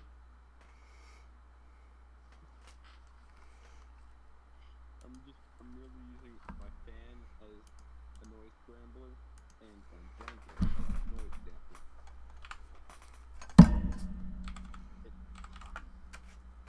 Yeah. The thing is, I don't know if it works until the morning. Alright. Who did some self promo? Ooh, Lycerian.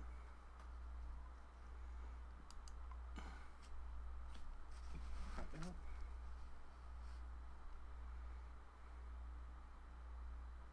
Wait, what's going on?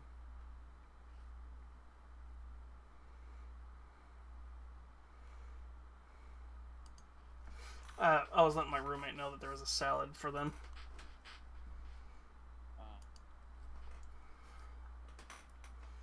Okay.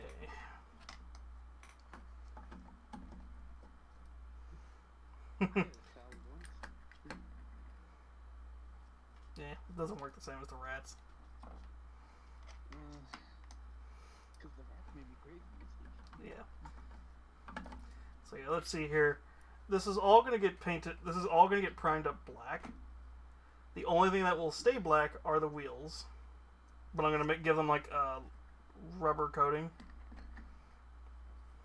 A red rubber coating? No. No. I was crazy once. I was in a room. A rubber room. A rubber room with rubber rats. Even funnier, this is to tell you how nice of a kit this is. Where are they? It has transfer sheets. Oh, Yeah, so you can put the all the different logos on it.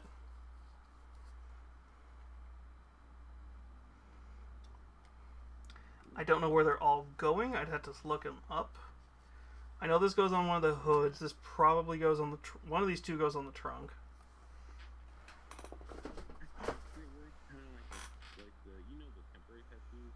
Oh, okay. So one's gonna go on the no. Oh, so they don't work like that. Yeah. So this goes on the trunk.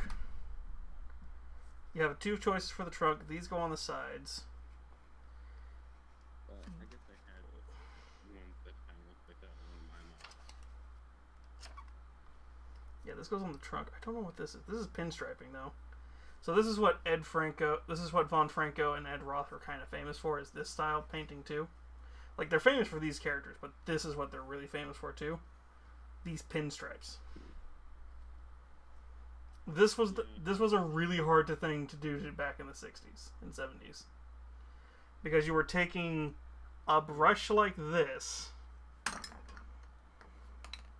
Like this. It was actually a lot long. They're a lot longer if you look up what a pinstriping one looks like. And you are yeah, they're a lot longer and thinner, and you are hand drawing that. And they would hand draw it on like the entire part of a car. I've seen that, and apparently can add so much money. Oh yeah. I looked at, I was like, maybe if I could draw lines that smooth. I don't know. See, this one I don't know where it goes. This has to go on the back, unless you want to put... I'm guessing you have the choice of which one of these you want to go on the back. The "you lose" is almost more fitting. But the pinstriping just... Well, no, so these are water... So these are water things. What all I would do is, when I'm ready, I would cut out the sticker I want. I would have a little thing of water right here. I would put it in the water to soak it. And then I would slowly pull it off and put it on. They're water transfer sheets. That's why I don't know where they go. I can tell you the light.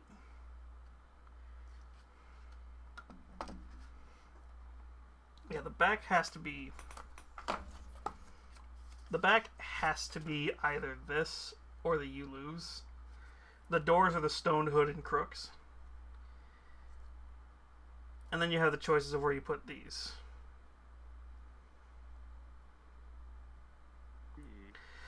I think these are all optionals for the door too, or the roof. Because you can't put the "you lose" because it doesn't fit on there. And the pinstripe doesn't work. And the Mobius models, I would probably just put on one of the hubcaps or something. I would not attempt on this small of a model to pinstripe just yet.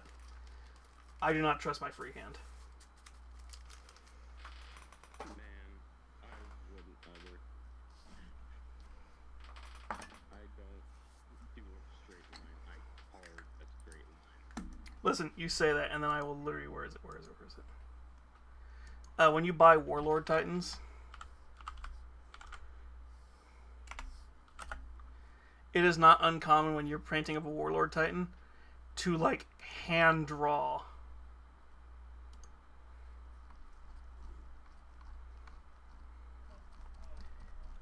I said Warlord Titan. Why would you take me to Blood Angels?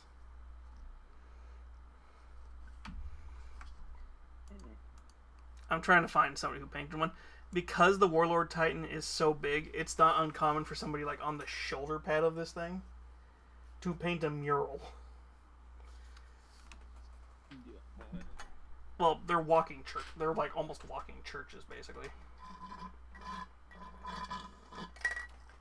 Warlord Titans are stupid. And I love them, and I would love to have $4,000 to buy one.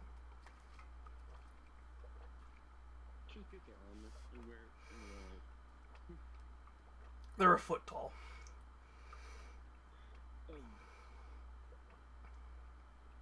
Just get their armor and wear it in real life.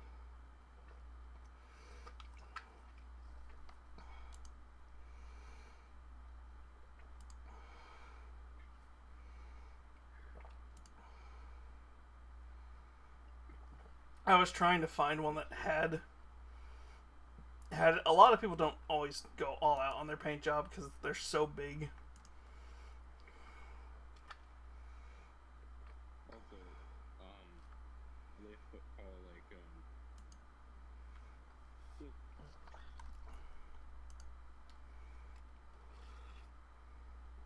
no. So the body alone for a Mars pattern Warlord Titan, 1890. That's not including the head and the weapons. One weapon alone, just one arm weapon, cost $180. The head, which doesn't come with the body because there's like 3 different heads you can buy, cost $130. The shoulder mounted weapons are $230. Oh, sorry. You have 2 different type of shoulder mounted weapons. You have the Titan laser blasters for $230 or the missile launchers for $210. There's a power claw for $200. Or a plasma annihilator for $180. Or a Gatling blaster for $180. I'm 3D printing my own accessory, thank you. Unfortunately, you cannot use it in tournaments then. Yeah, GW's assholes about that. If you 3D print stuff and you want to participate in official tournaments, you cannot unless it's like 90% of the model is GW. So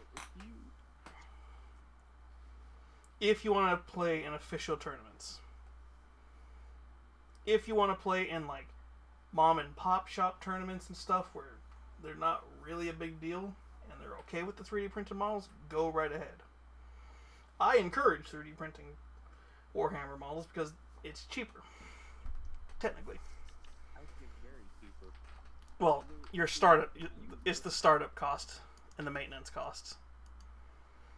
I mean, if you like learn Blender extremely well. Oh, you don't even need to learn Blender. Just there are so many good proxies out there. I know. That's what I'm saying. That's what make it cheap possible.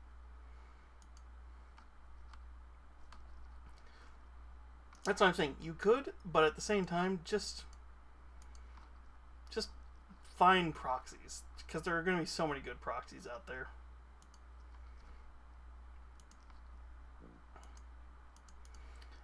Hell, let me see. I would be the stubborn one and not do that because I don't know. Okay, when I say there are tons of proxies out there are tons of free proxies out there.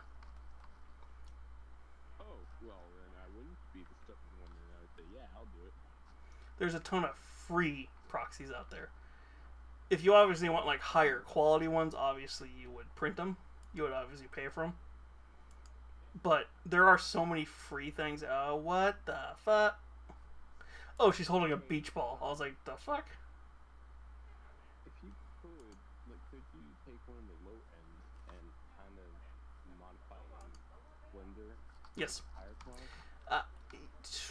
Yes, but it's kind of a rude thing to do to the. It's kind of a rude thing to do to the artist, depending on who they are.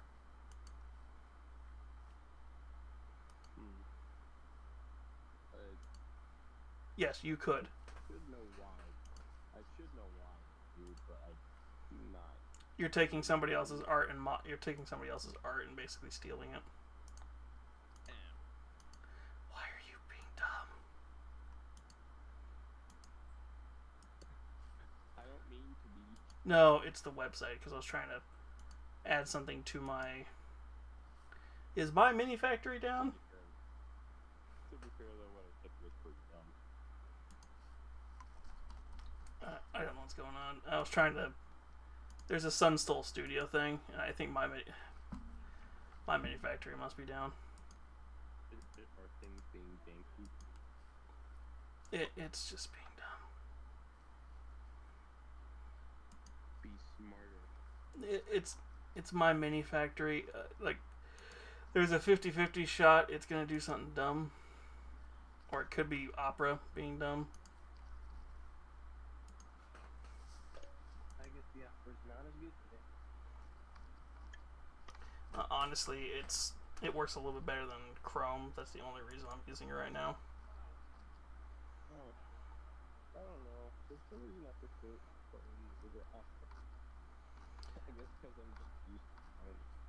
Well, okay, so I'm playing around more with Chrome because I'm playing more around with Opera just to test it out to see if it actually works better. So far, it has been working better.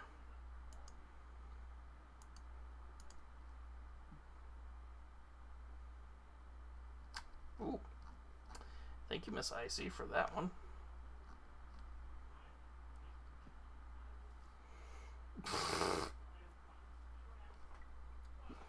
God, I forgot about All Grown Up. This is a standard psychological Rorschach test. I show you an inkblot, you tell me what you see. Tommy's little brother, a Rorschach test. Like, you little shit.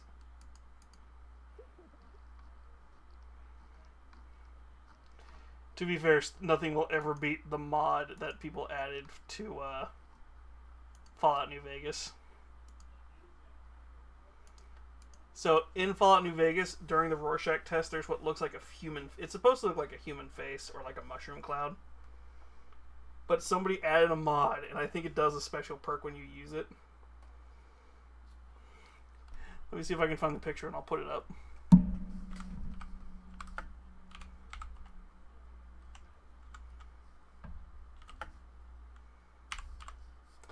Thank you. Where's the image? Because I would buy this as a poster, just to be funny. In fact, people do sell it as a poster.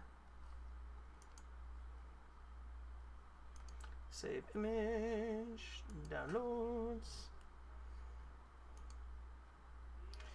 Can you tell I'm delaying right now?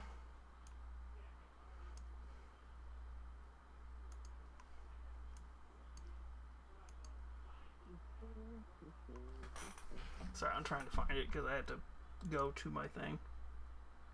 Oh, you bastard. Okay, good. That is Two Bears high-fiving. Hold up. Okay. Oh. No. It looks like they're just staring up into the heavens. Well, because it's supposed to look like either an old man's face or a mushroom cloud or a tower in the darkness. I think those are the 4 options. But everybody sees 2 bears high-fiving. Oh, I see. Yes.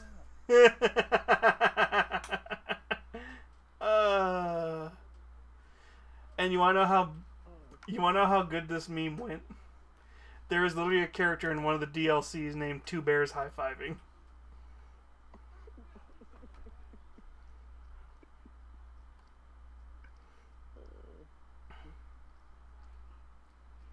Because, yeah, let's see here. What does the wiki say? Because I think it's supposed to be... The 4 options are a face of an old man.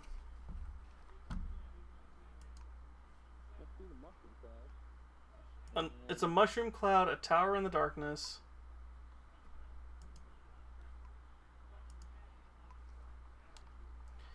If the courier has the Wild Wasteland perk before entering Angel Cave, meet Joshua. Yeah. 2 bear high-fiving. Appearance. Notes. Despite belonging to the Dead Money Tribe. Yeah, it's a direct reference that changes one of the available options to 2 bears high-fiving for the inkblot test during Ain't That a Kick in the Head. Yeah, I mean, I can see the bears high-fiving, the mushroom cloud, but I can't see the... If you know what the Lucky 38 looks like in Fallout... If you know what the Lucky 38 in Fallout New Vegas looks like, this looks like the Lucky 38. That tower, the mushroom cloud in the middle. Because it looks like a roulette wheel. Or if you've seen the Stratosphere in Las Vegas. I can see the roulette wheel. Yeah. So, I usually see an old man or the tower, but the mushroom cloud is also an option. But the two bears high fiving is such a perfect thing. I'm like, yeah, why you didn't put that as an option? If you the problem is you don't have the problem is you should have that if you had the Wild Wasteland perk, but you can't get the Wild Wasteland perk until after you've done the Rorschach test. That's them really saying, hey, we didn't see this coming at all. Well, that's the thing is, that's why they added a character and named it later on. Because Two Bears High Fiving also has like one of the best lines where it's like, do drugs, kill a bear. And if you have the Wild Wasteland perk, he says that, and it's like, wait, what? And sure enough, you go and do drugs and you fight a bear.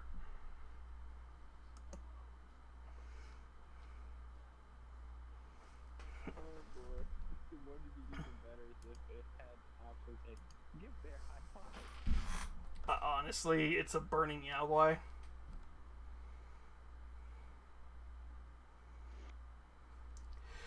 Well, you think it's a burning Yaogwai. I think that's how your brain is interpreting it. Then again, your character does a lot of weird shit since they get shot in the head in that game.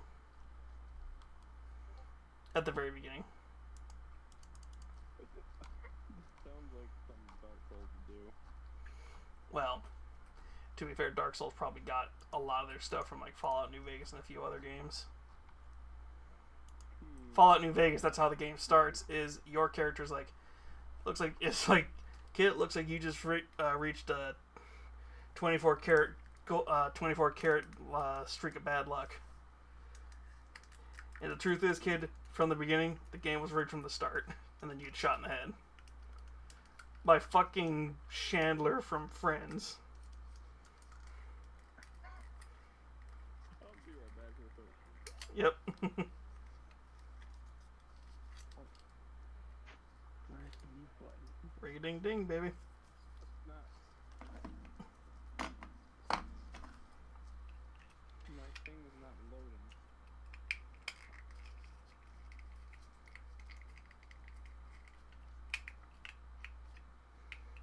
Do I have a beard left? Because I can't think of anything else to do.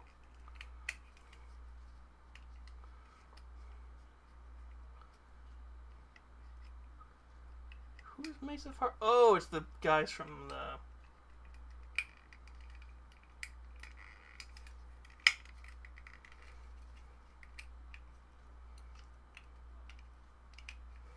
Okay, let's see. Does this primer actually work? It does. It takes a long ass fucking time.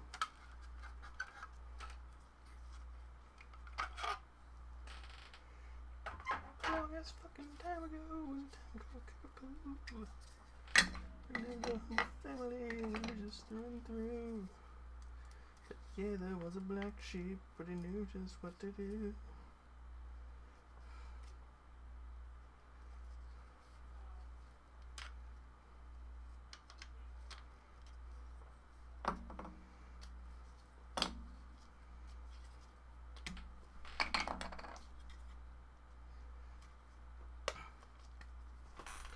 We're gonna glue this into place, and then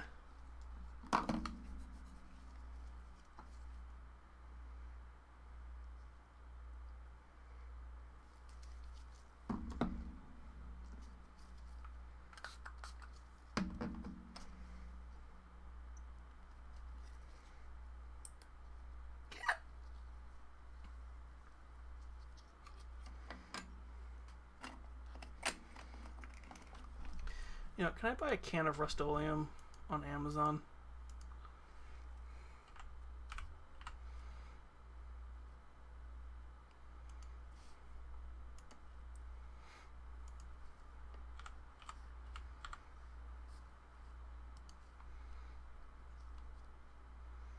Are you serious?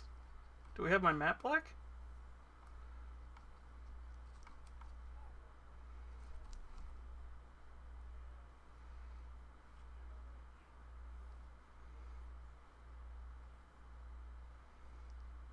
I don't want that. I want...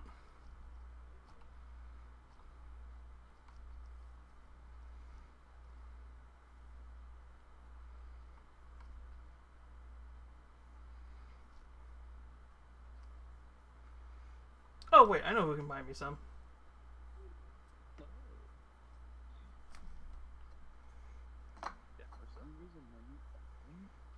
Weird. Alright, well, we can't do much priming because this stuff doesn't want to prime right. But I'm trying to think of what we can do. I don't think we have time to start dredge now.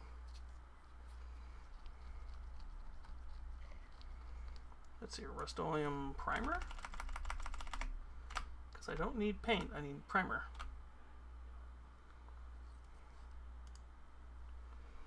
Can I buy my matte black?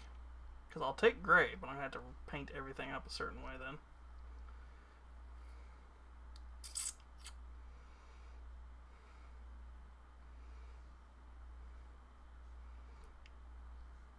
Wait. That's flat black. I want a matte black.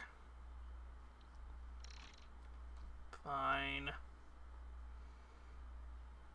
If I had to wait 2 days, I'm not ordering it. Let me see.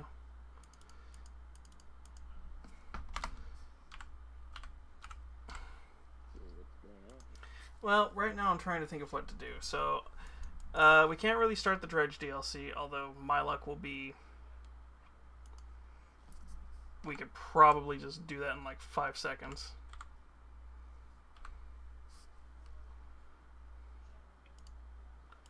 Okay, Rust-Oleum. I want... Yes, allow.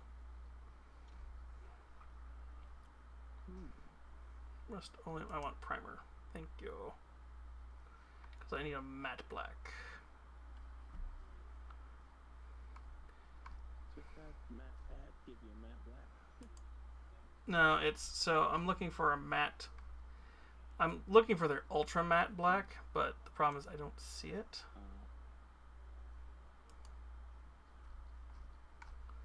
Doesn't mean they don't have it. I just...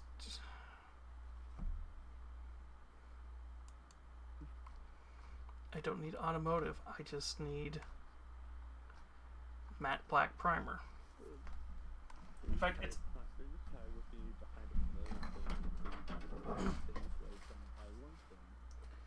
Well, so the reason I need a matte black, that's what this is. This is a matte black. And this is an ultra matte black.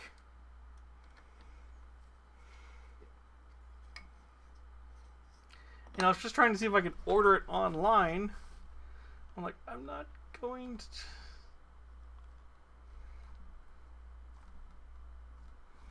It's also possible they don't make the ultra matte black. I don't need metal primer. I need just plastic.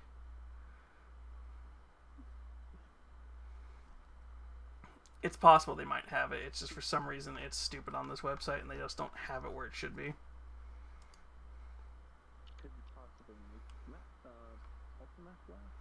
Spray paint. Oh. Yeah. Cool. Yeah. That's the problem. It's spray paint, so it's like... Could you make a spray can? Well, the sad part is, if my airbrush was working, this stuff would probably work. Oh. The problem is, I have my airbrush, but I don't have an airbrush station. Hmm?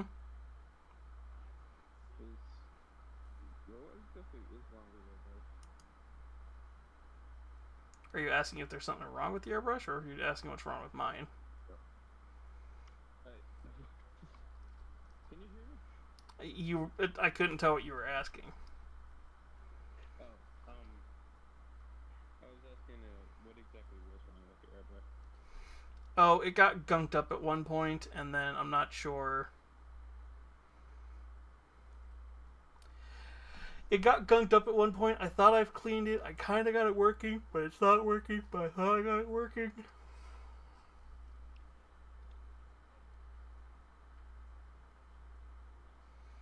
And I think... Yeah. Well, I think the problem is with my current brush is airbrush is that it was the cheap. It's the cheap baby's first one, and it might be worth going and getting a slightly better one or buying another of that same one just for priming purposes.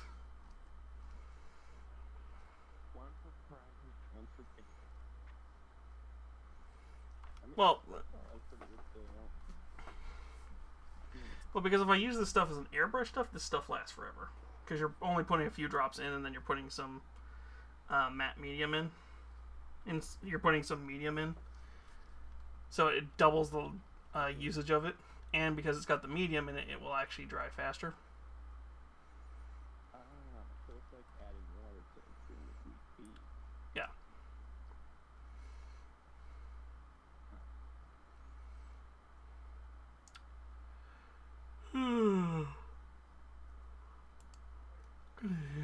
Save to watch. Well, I'm just trying to find something to watch because it's like, let's see, Ghost Videos. Have we gotten a new?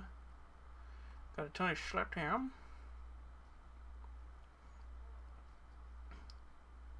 Have we gotten a new Nuke's Top 5? Since we haven't seen his stuff in a bit. Ooh, there's one from 2 days ago. Did you see it? I didn't. I know, that's a joke. Thank God I fixed that before I started stream. What happened? Oh, my PNG model that uses Fuji. Yeah. Hidden away in the countryside of Chillicothe, Ohio, is the Schrader Road Tunnel. Built underneath a set of railroad tracks in 1927, the old road tunnel is said to be extremely haunted. The story goes that long ago a woman was carrying her baby while walking along the train. Say that again. The model is pretty good. The model is pretty. Yeah. Oh yeah, the original PNG is very much. The original PNG is very much up. You know,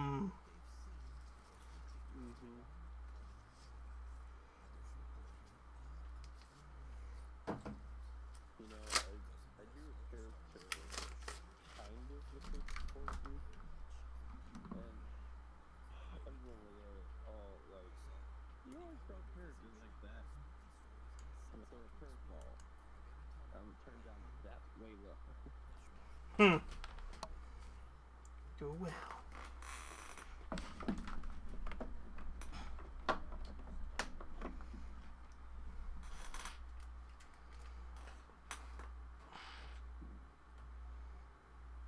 Is it?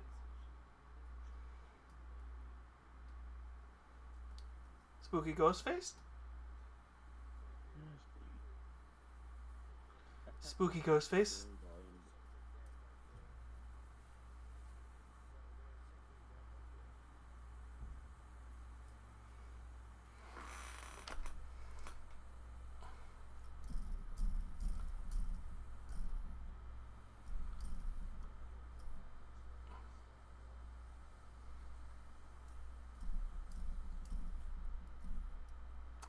If there is something dead, get the fuck out of there. Don't do like a Logan Paul. Oh, he censored it. It was a dead deer anyway, so it's not as bad. Yeah, but still, Logan Paul goes out. Run, bitch. Run.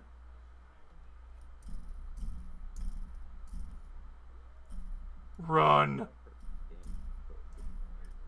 I had to turn it down, but I had to turn it down so I could hear you. As I said, run, bitch. Yeah, run. Yes. Do not be a smart. I'm fixing my audios real quick. Really, I'm turning you up so I can hear you because you're only at 100%. So let's bump. On Discord, you're only at about 100%, so I'm going to bump you up to 150. So now I should be able to hear you when this guy's talking.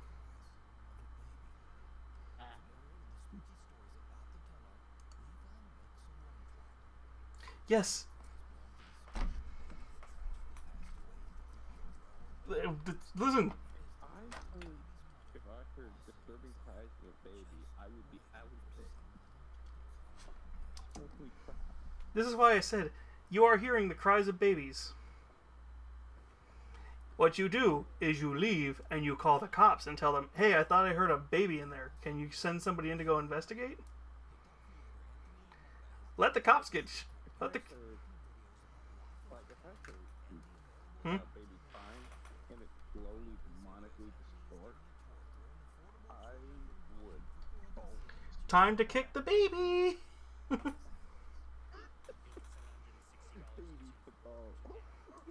Don't kick the baby. Kick the baby.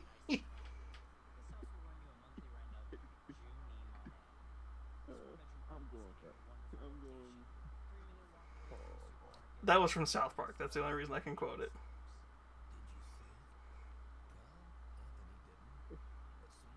No, you know what the dude was saying in the tunnel? He was telling them... This is just in Japan. That's normal.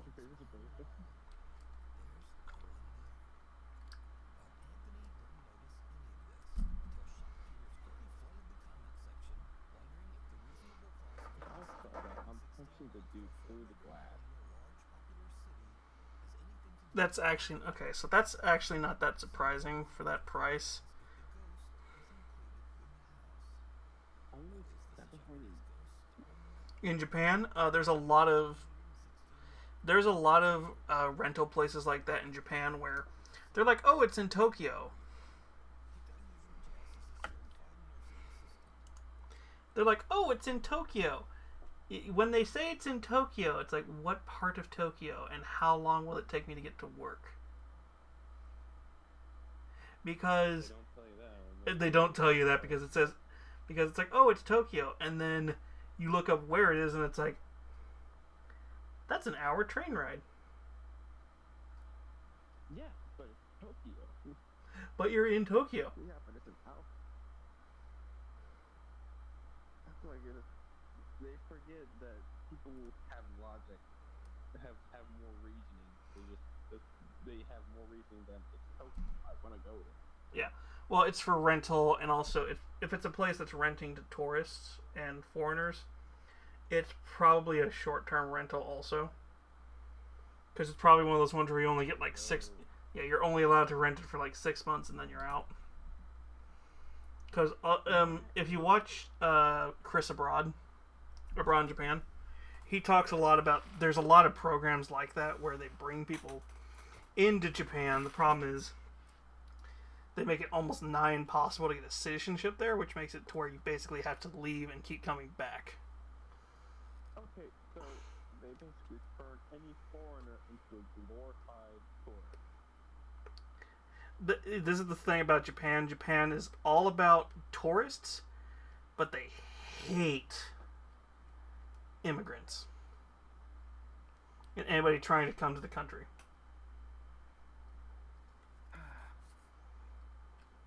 I mean, it sounds familiar. Well, the funny thing is, Japan has a they literally are not having enough people making kids. And you want to know what happened? You want to know what Japan did to ask, hey, what are you countries doing to get a lot of people to come to your a lot of people to have kids in your country?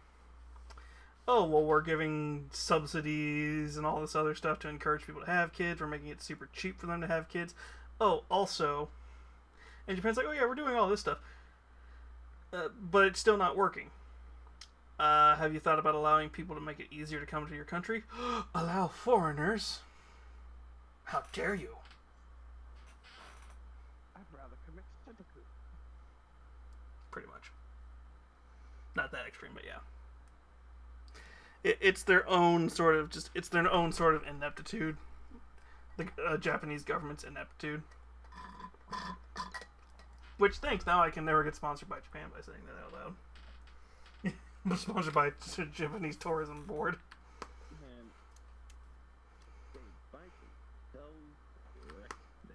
Listen, to be fair, I've said enough anti-China stuff that I could never go to China for free. Because I've said Taiwan. You know, though, I don't envy the household. Well, the stereotypical. What am I saying? I don't like the stereotypical like household things that portray Asian culture, because you know how the parents are always like stereotypically the parents are always so hard on the kids to the point to where comically. A lot of it's a meme, and that's usually like first generation coming to the country parents. Second and third generation parents are usually just kind of chill. It's like grandma or mom has came to the country and they're just like, yeah, we came to this country, we are making sure you are never giving a reason to go back.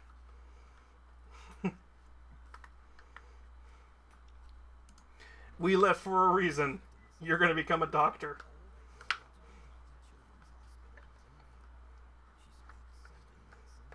Oh no, not a...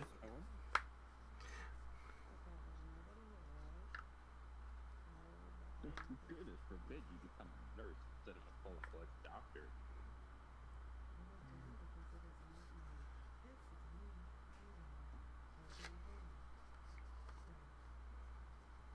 What the fuck are you looking at?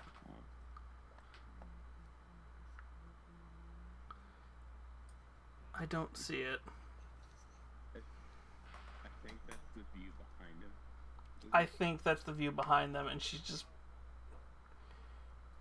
Yeah, she's being weird. Walk through it. Walk through it. Worst case, it'll be funny.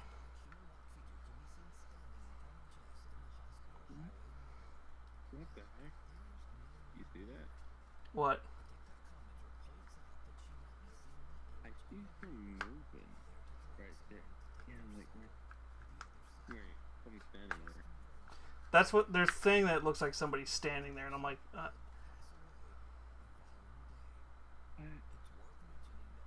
if anything, what's moving behind the doors? that was her. Oh. Yeah. So then, what's she doing? She thought she saw like a ghost or something.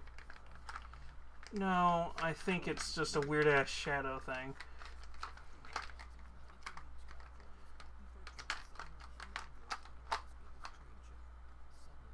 Well, your first problem is you're going to Vegas.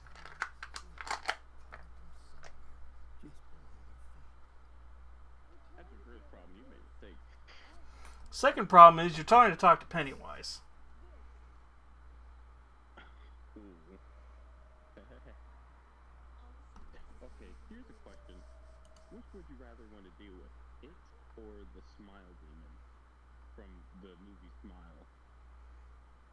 The smile demon. You'd want to deal with something that can bend your reality in your head so much. So can Pennywise. The difference is Pennywise feeds off of your fear. Now, to be fair, Pennywise as an adult is very easy to deal with. Because the problem is Pennywise can scare adults, and he actually does kill adults in the book. He doesn't like doing it. Yeah. Because he has to put more work and effort in, and that means that's less energy. Sorry, for her. Fun fact, Pennywise is a girl. Or at least hermaphroditic. Huh. Yes, because it lays eggs. The thing is, if you were to deal with the smile demon, you would be, let's say you try to fight back against it. It would basically torture you psychologically. But I'm saying this, Pennywise is easier to defeat. Pennywise is easier to defeat if you're an adult. If you're a kid, Pennywise is very fucking hard to deal with, especially if he notices you. Yeah. Well, let's say you have to do some unspeakable things to pass on trauma to the next person. You'd be scarred for life. Yeah. With Pennywise, but actually with Pennywise, you'd have to get over your fear. With Pennywise, it's more you just overcome him. Them. It. Listen, its brother, its sibling is the turtle that vomits life into existence, literally. Stephen King lore is weird. Yes. It actually isn't technically evil. It's evil in the sense of how it hunts and eats, but its purpose in life is it's a destroy. Its sibling creates life. Pennywise / it consumes it and destroys it and allows more life and matter to exist.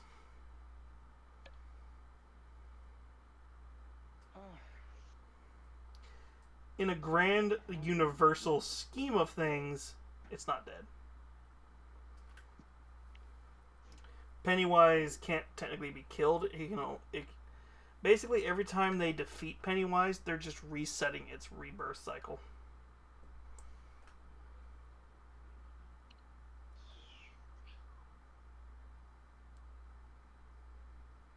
Because, fun fact, Pennywise appears in the Dark Tower series, which is technically the end of a lot of his timelines.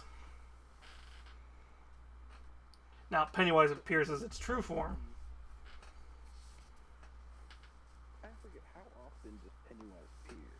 Every 20, 30 something years. Oh boy.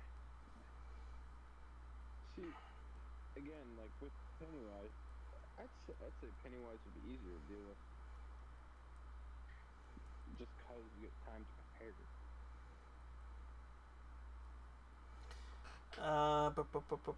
27 years, give or take.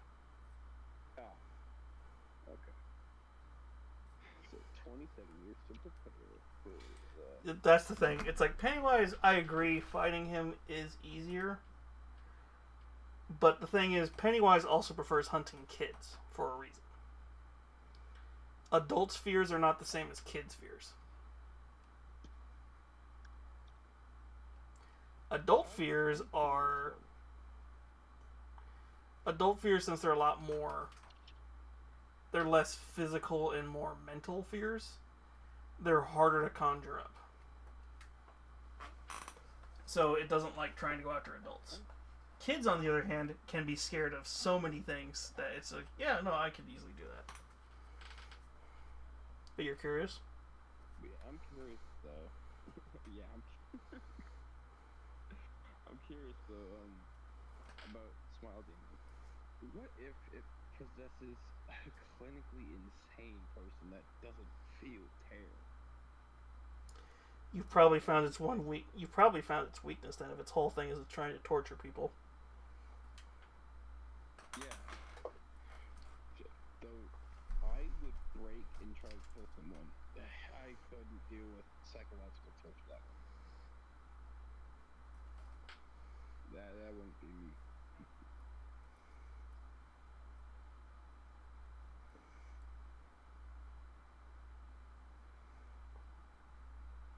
What would you do though if you were? So if we're going off of me in lore, I'm just like, if we're going off of me in lore, it would literally just be me sitting there staring at the Smile Demon going, so you gonna turn around and go bug somebody else? Or are we gonna have a problem? Oh, I don't think we would like that at all. Oh, it's immediately, it's the joke if you've seen the clip of the zombie popping open the door and it's Doom Guy, Master Chief, Isaac, and like a couple of other like video game characters, and it just looks at all of them just gives a quick bow and then shuts the door after kicking it in. Oh, and Gordon Freeman. That would be what would happen. If it was in lore, and it's just me sitting on a chair as the Smile Demon breaks in. I'm just looking at it. It's just like, I'm sorry for my intrusion. Just shut this door. Just make sure everything's clean. Shuts the door and leaves. I'm like, smart move.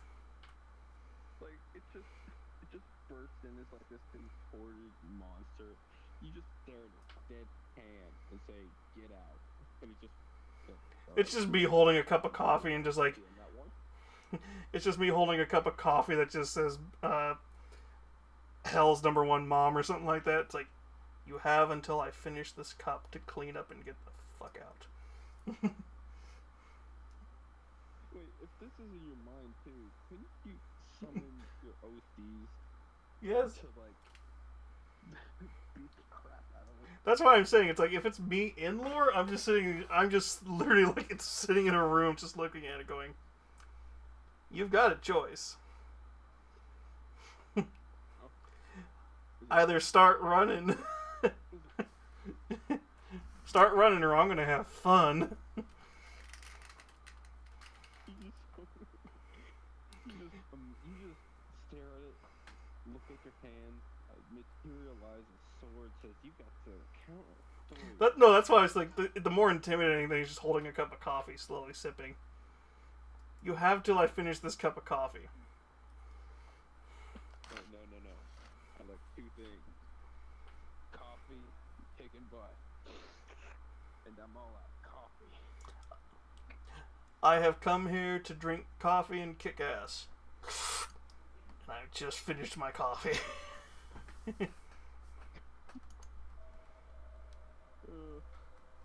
Meanwhile, the smile even just like, alright then. I'm gonna run now. No. Come back here. We're gonna have fun. Oh no. No. You sit down. I'm the captain now. You are not in charge. I am the captain now. No. I'm the demon now.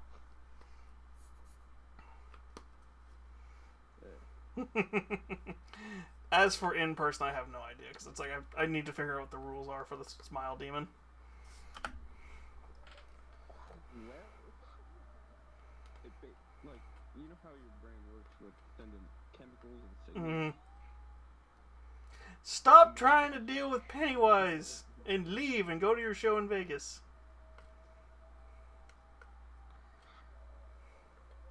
My best guess is it's a homeless person.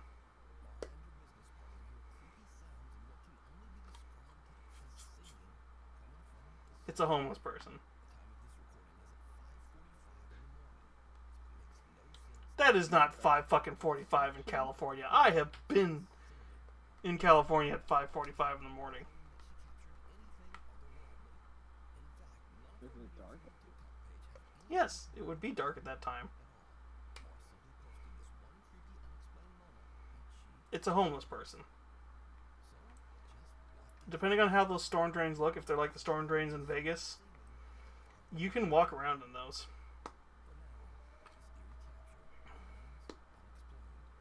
Or it's an animal that got stuck in there and it's howling. I bet you would though. Just to go out. I mean, I bet you would go out in the rain. But I guess shelter. So In Vegas, there is an entire, almost underground city and network of people who live in the storm drains. I want to go there immediately. No, you don't. Watch me. No, you will disappear. The people who live down there, they live down there for a reason. Right? No. Yeah, no. They do not take kindly to new people down there. Even other homeless people. Even other new homeless people. They do not take kindly down there. Unless you make a good first impression. It's not even that. It's they don't know if you're a cop. They don't know what you are. They want to be left alone down there. I guess unless you get vetted by one of their own. It's one of those things where if you're living down there, you start off by just living on the outskirts of it, and as you slowly come in, they'll probably be like, okay, fine. But yeah, from what I've heard, it's like you don't go down there for a multitude of reasons. They're just gonna take your shit and leave you.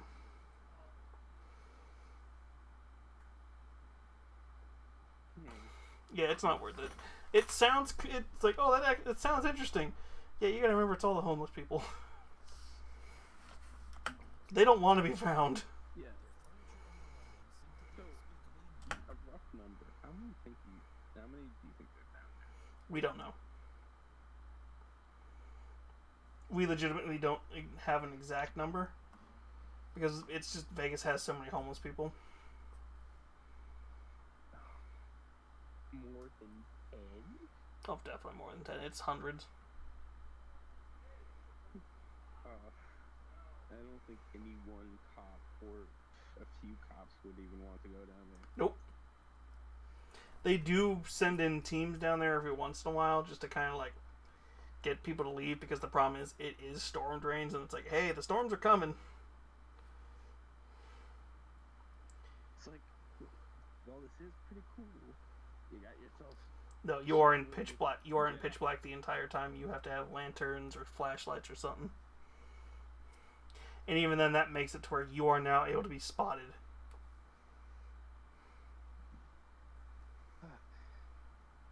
They just have like a club built, not like a rave type thing. Just like a. I think there have been people who have. I think there have been people who have done that where they've done under sewer drain raves and stuff like that. Oh, that probably would have helped. Yeah. Oh no, stuff moves on their own and they have a little kid. What could it be? A ghost. It's gotta be a spooky ghost and not us just not paying attention to our kid.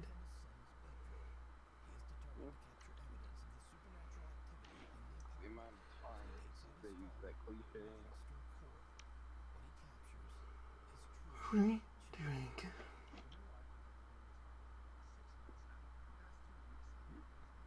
Listen, unless that fucking...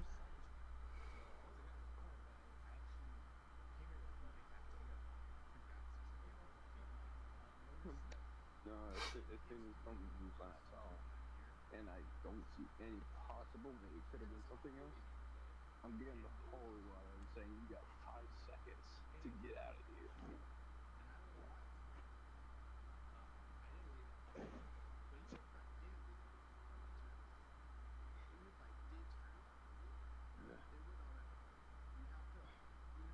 Because if it's anything like The Conjuring, oh no, I'm not in it. Have you seen The Conjuring? Yeah. So this guy's just like, oh, I just opened the door and this thing's randomly playing. I'm like, there's nothing that says... How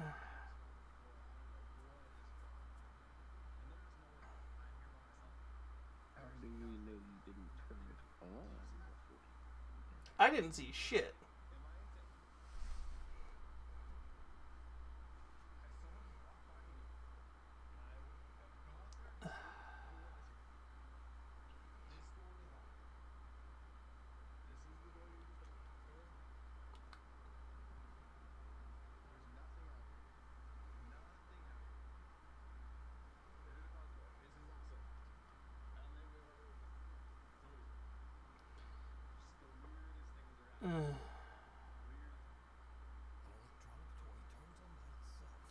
The electronic toy, I could probably... Yeah. Only after he darkens it do I see the shadow. So that makes me think, yeah, that was probably a bird or something. Ooh, spooky shadow. That could have probably been handy. I love watching these because it's like, as soon as you have like a logical explanation, it's just like, it's probably that. The toy's probably malfunctioning, or it's probably one of those things where it just makes noise. Oh my god, have you seen videos of like toys that lose their battery and start sounding demonic? Oh yeah, those are hilarious.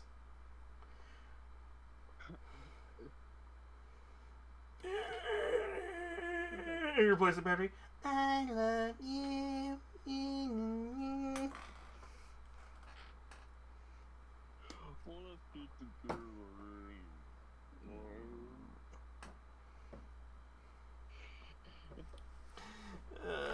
God, they're always hilarious. It's like, my toy is possessed. It's like, no. Listen, unless we see spooky ghost face.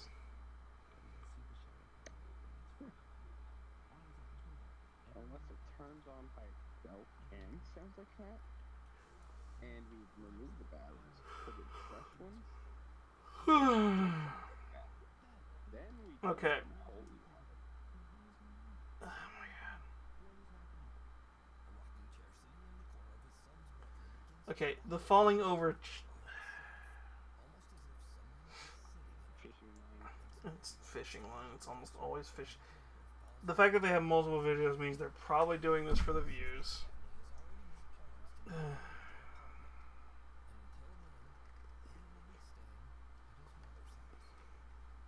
Oh no.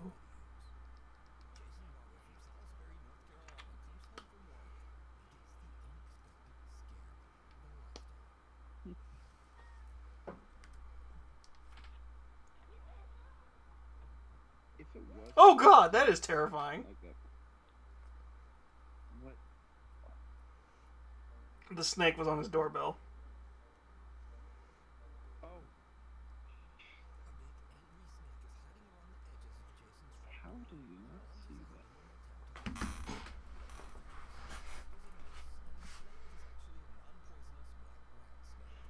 Are they gonna say like all this? See, that's actually the scariest thing so far, because that actually is something that can happen. Just accidentally not see a wild animal like that and just attacks you. Luckily for him, it was non-poisonous.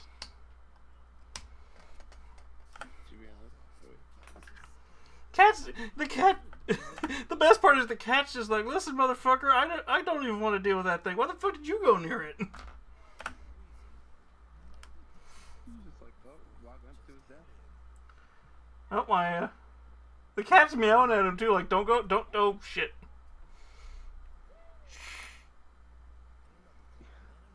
Imagine from his perspective, the wall literally just turned into a snake. Where is it?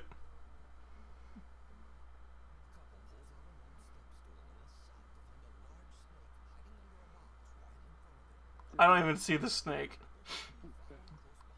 The dog's just like, the dog runs back like, grabs his toy and runs back. The dog has his priorities. Yeah, there. A bit ago there was this snake that made it to his nursery. Mm-hmm. Just slithering along. With a tiny baby snake. I just saw it in the middle of the kitchen floor, just slithering along. I'm like, where'd you come from?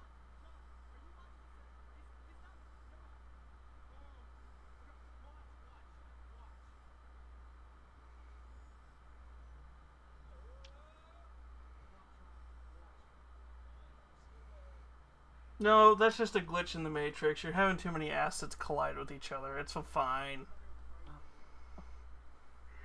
Looks like someone from to the circus had it. Well, from Digital Circus, but that's exaggerated.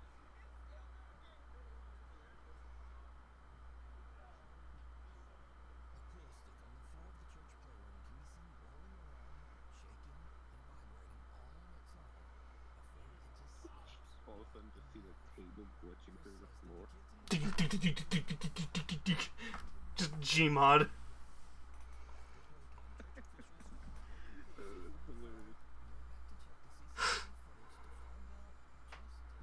Also, just Brandon Church has a pool table in its playroom area. Oh, that's even more ominous.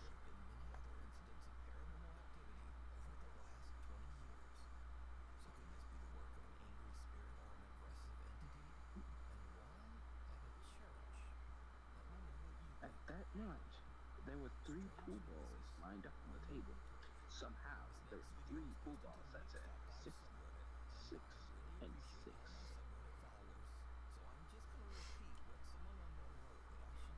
You know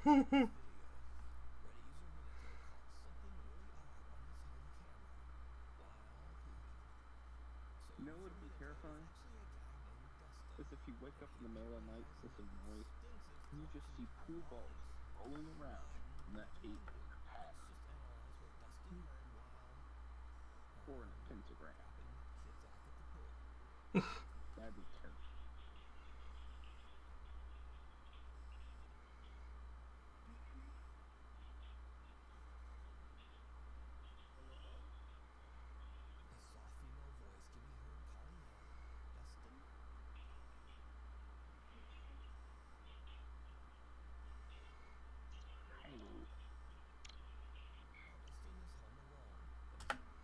Okay, there are 3 easy options.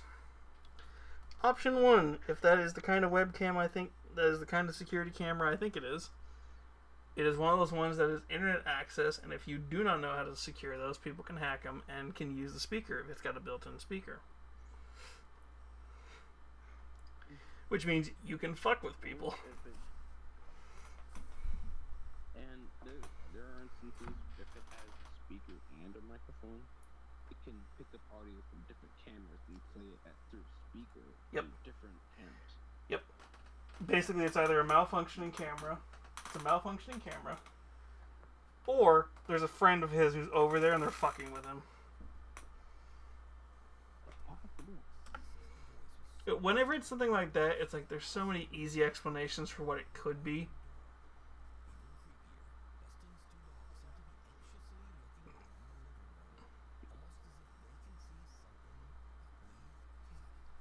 They probably smelled a friend of his.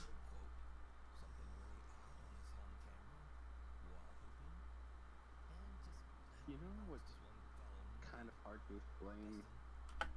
How many bongs does one person need? Trust me, you need at least 2. Good gracious.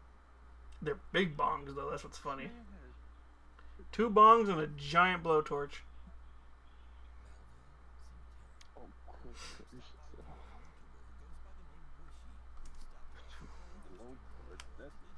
That's like a science lab look.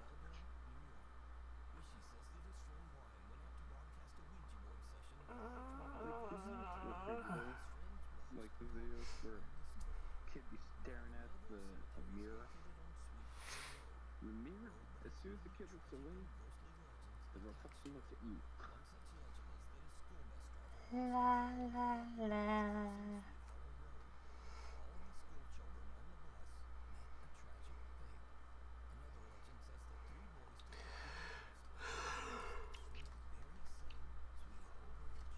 What in the stupidity do we? Really? Did.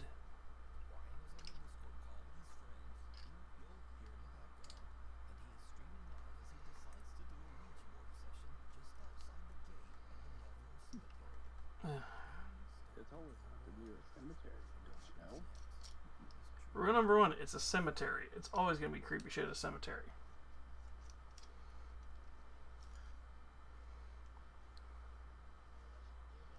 To be fair, it's very creepy. It's very clickbaitable. Also, he's using a Ouija board, and those things are super No. No.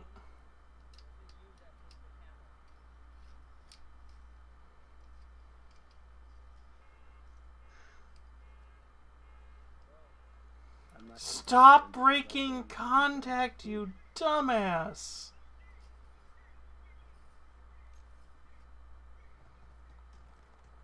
I'm not convinced until that thing starts moving on its own. Here's the rule. First off, even if you don't believe in this, the rule is you don't break contact with the board. Because apparently it leads to bad shit. You have to say goodbye. Proper manners.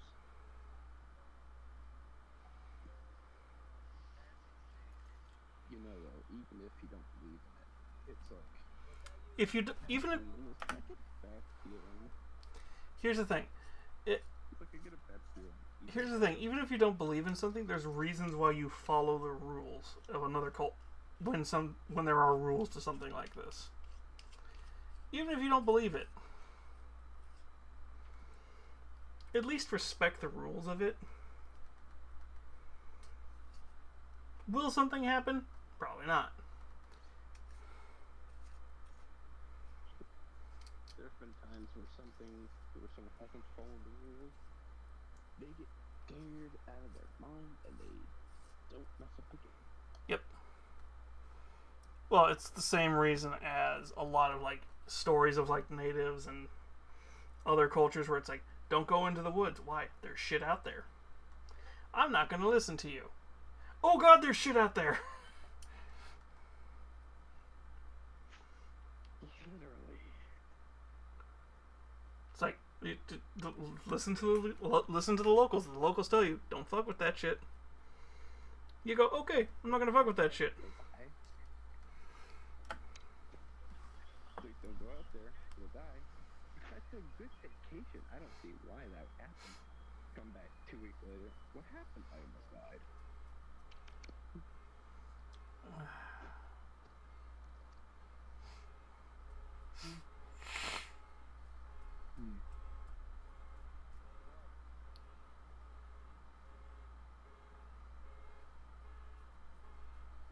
My goodness, there was a video by its J Station where they were on a bridge. You heard there was footsteps running towards it. You left the keys. He grabbed the keys the first time, then he did the second. The keys just gone.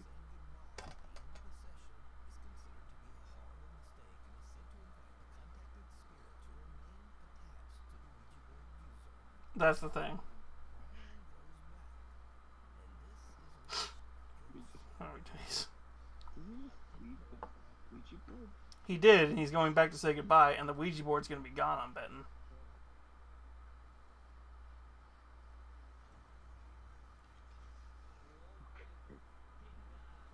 No, it's just gonna be Something pulled, by the way, you notice something perfectly pulled it under the gate?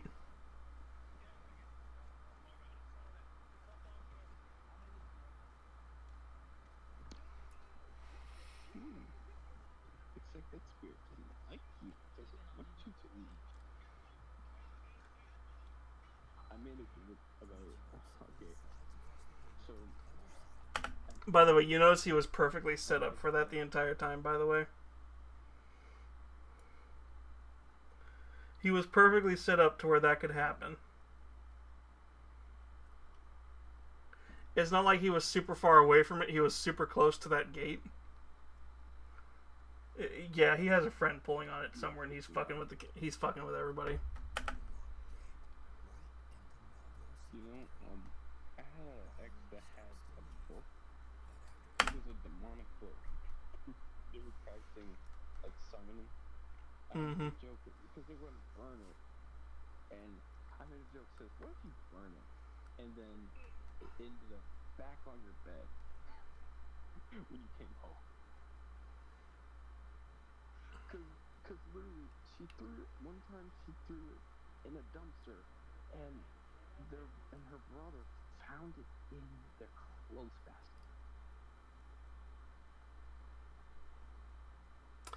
Yeah, you don't fuck with shit like that unless you know the rules for using them. So yeah, don't fuck with that kind of shit. And it also her sister was doing something, was trying to leave. The book wouldn't let her. And the board's gone, by the way.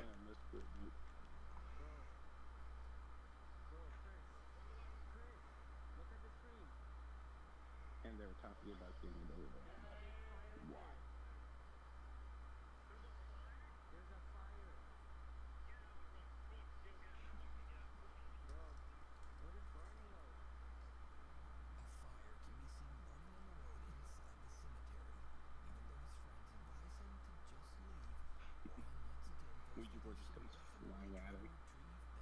Stop trying to retrieve a goddamn board. Holy. I just realized it's on fire.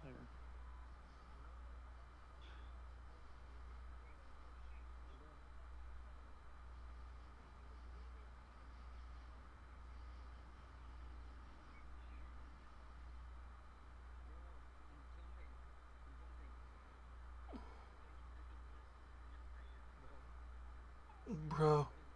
Bruh.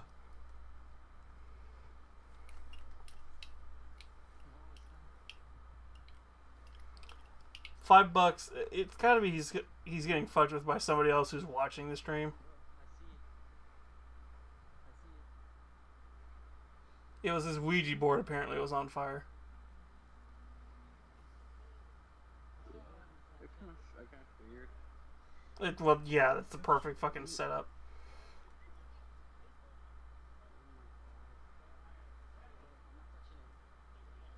What the? Somebody's fucking with him. Either, okay, so there's two options. One, somebody on the stream is fucking with him, and it's somebody in the graveyard pulling the shit and moving, messing with him, or this is all fake and they're all just making it seem like it's all real just for the views and clicks.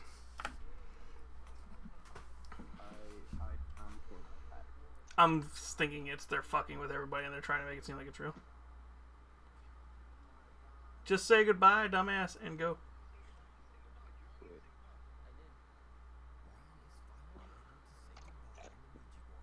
Look up I'm J Station.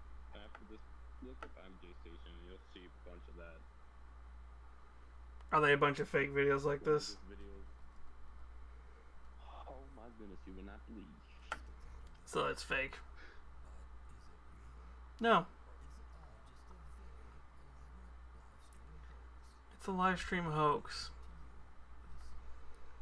He's got a friend on the other side of that helping him set this all up.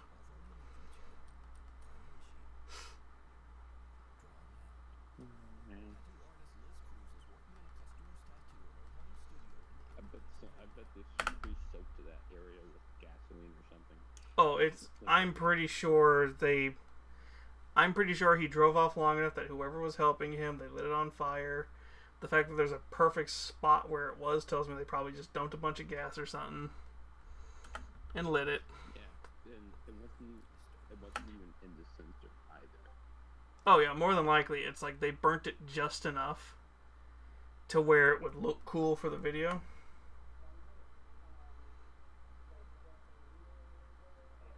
The thing is, they just did a poor job at it. It's very clearly they set it up. They made it look all very like, it's so spooky.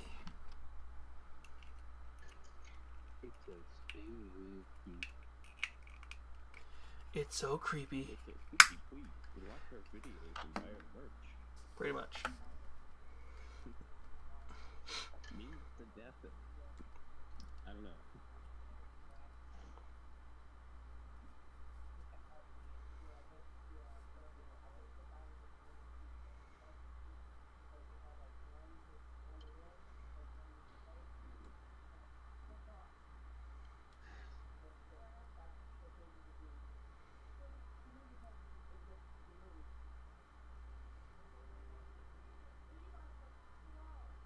I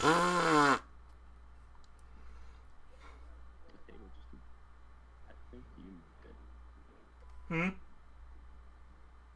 You said table move the same. I think you did. I think she accidentally bumped it.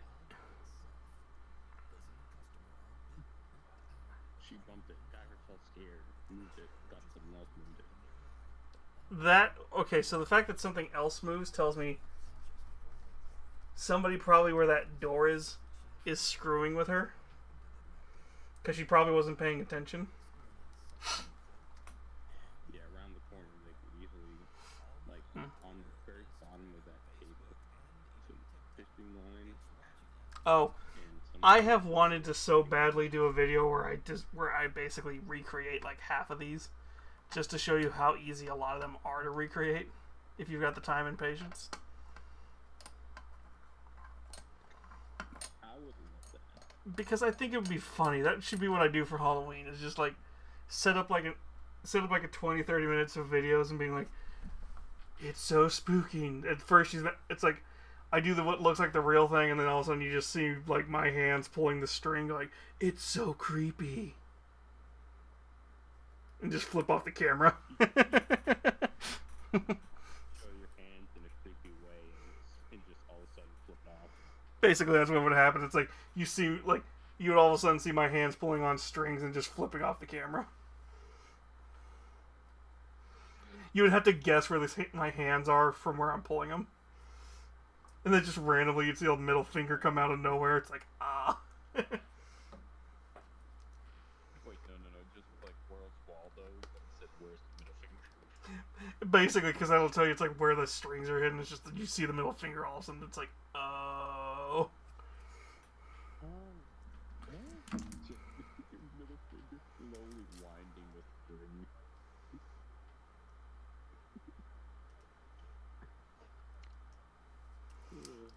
That's basically it's like a lot of these videos are super easy. Especially the more you have helping. Ooh, when did I get a second sub goal? Second sub person. Nice. Apparently I had a second subscriber. Nice. I don't see when it changed, because it changed sometime during this, because I had the follower one up first.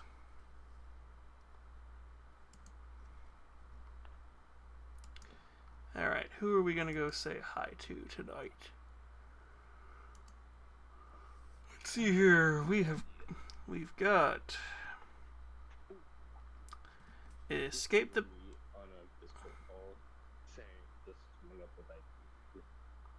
Oh, I've wanted to jokingly do it so many times. I should just sit down and figure it out and do it.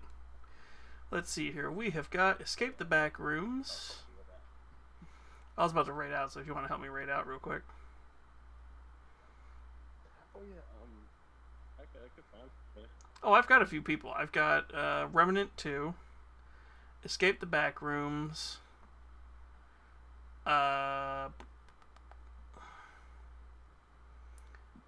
we've got The Legend of Heroes. Oh, wait, no. Let's do Black Myth Wukong. So yeah, we have got Escape the Back Rooms, Remnant 2, Black Myth Wukong, and Warhammer.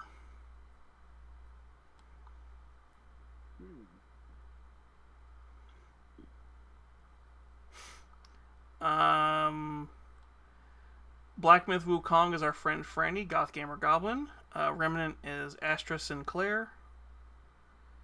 I believe she's a witch gobbo. We've got Kurakaida, who I forget what they are because I've rated them before.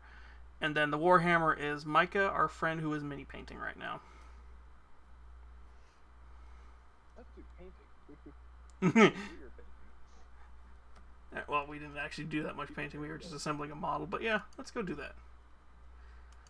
Let me bring up my rating options. Okay.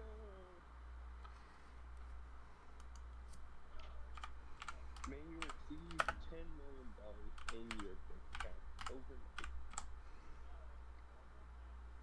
Please. Yes, please.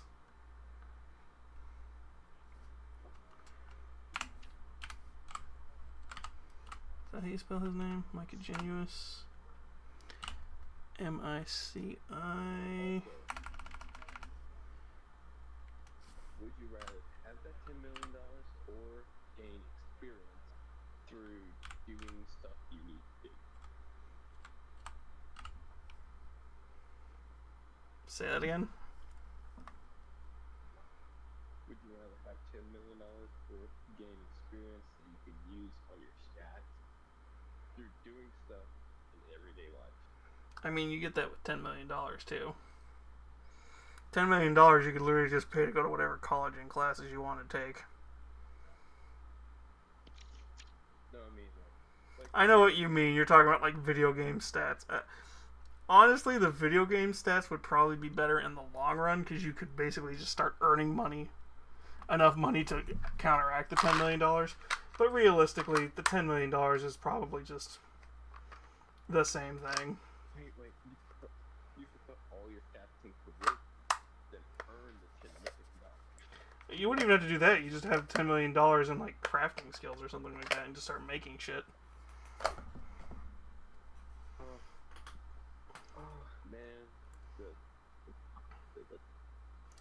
There are some. It's like the skill one's the more interesting one, because in the long term that's the better one. But 10 million is better in the short term. Yeah, then when you get that, they can prolong the state village. Yeah. Alright, let's start this raid. Go say hi to Micah. We will be back. We will be back tomorrow with Dredge, where we're going to play the new DLC that just came out last week. I'm thinking Wednesday's probably going to be a Blue Twitch stream. If not, it'll be another Paint stream over here. We'll see.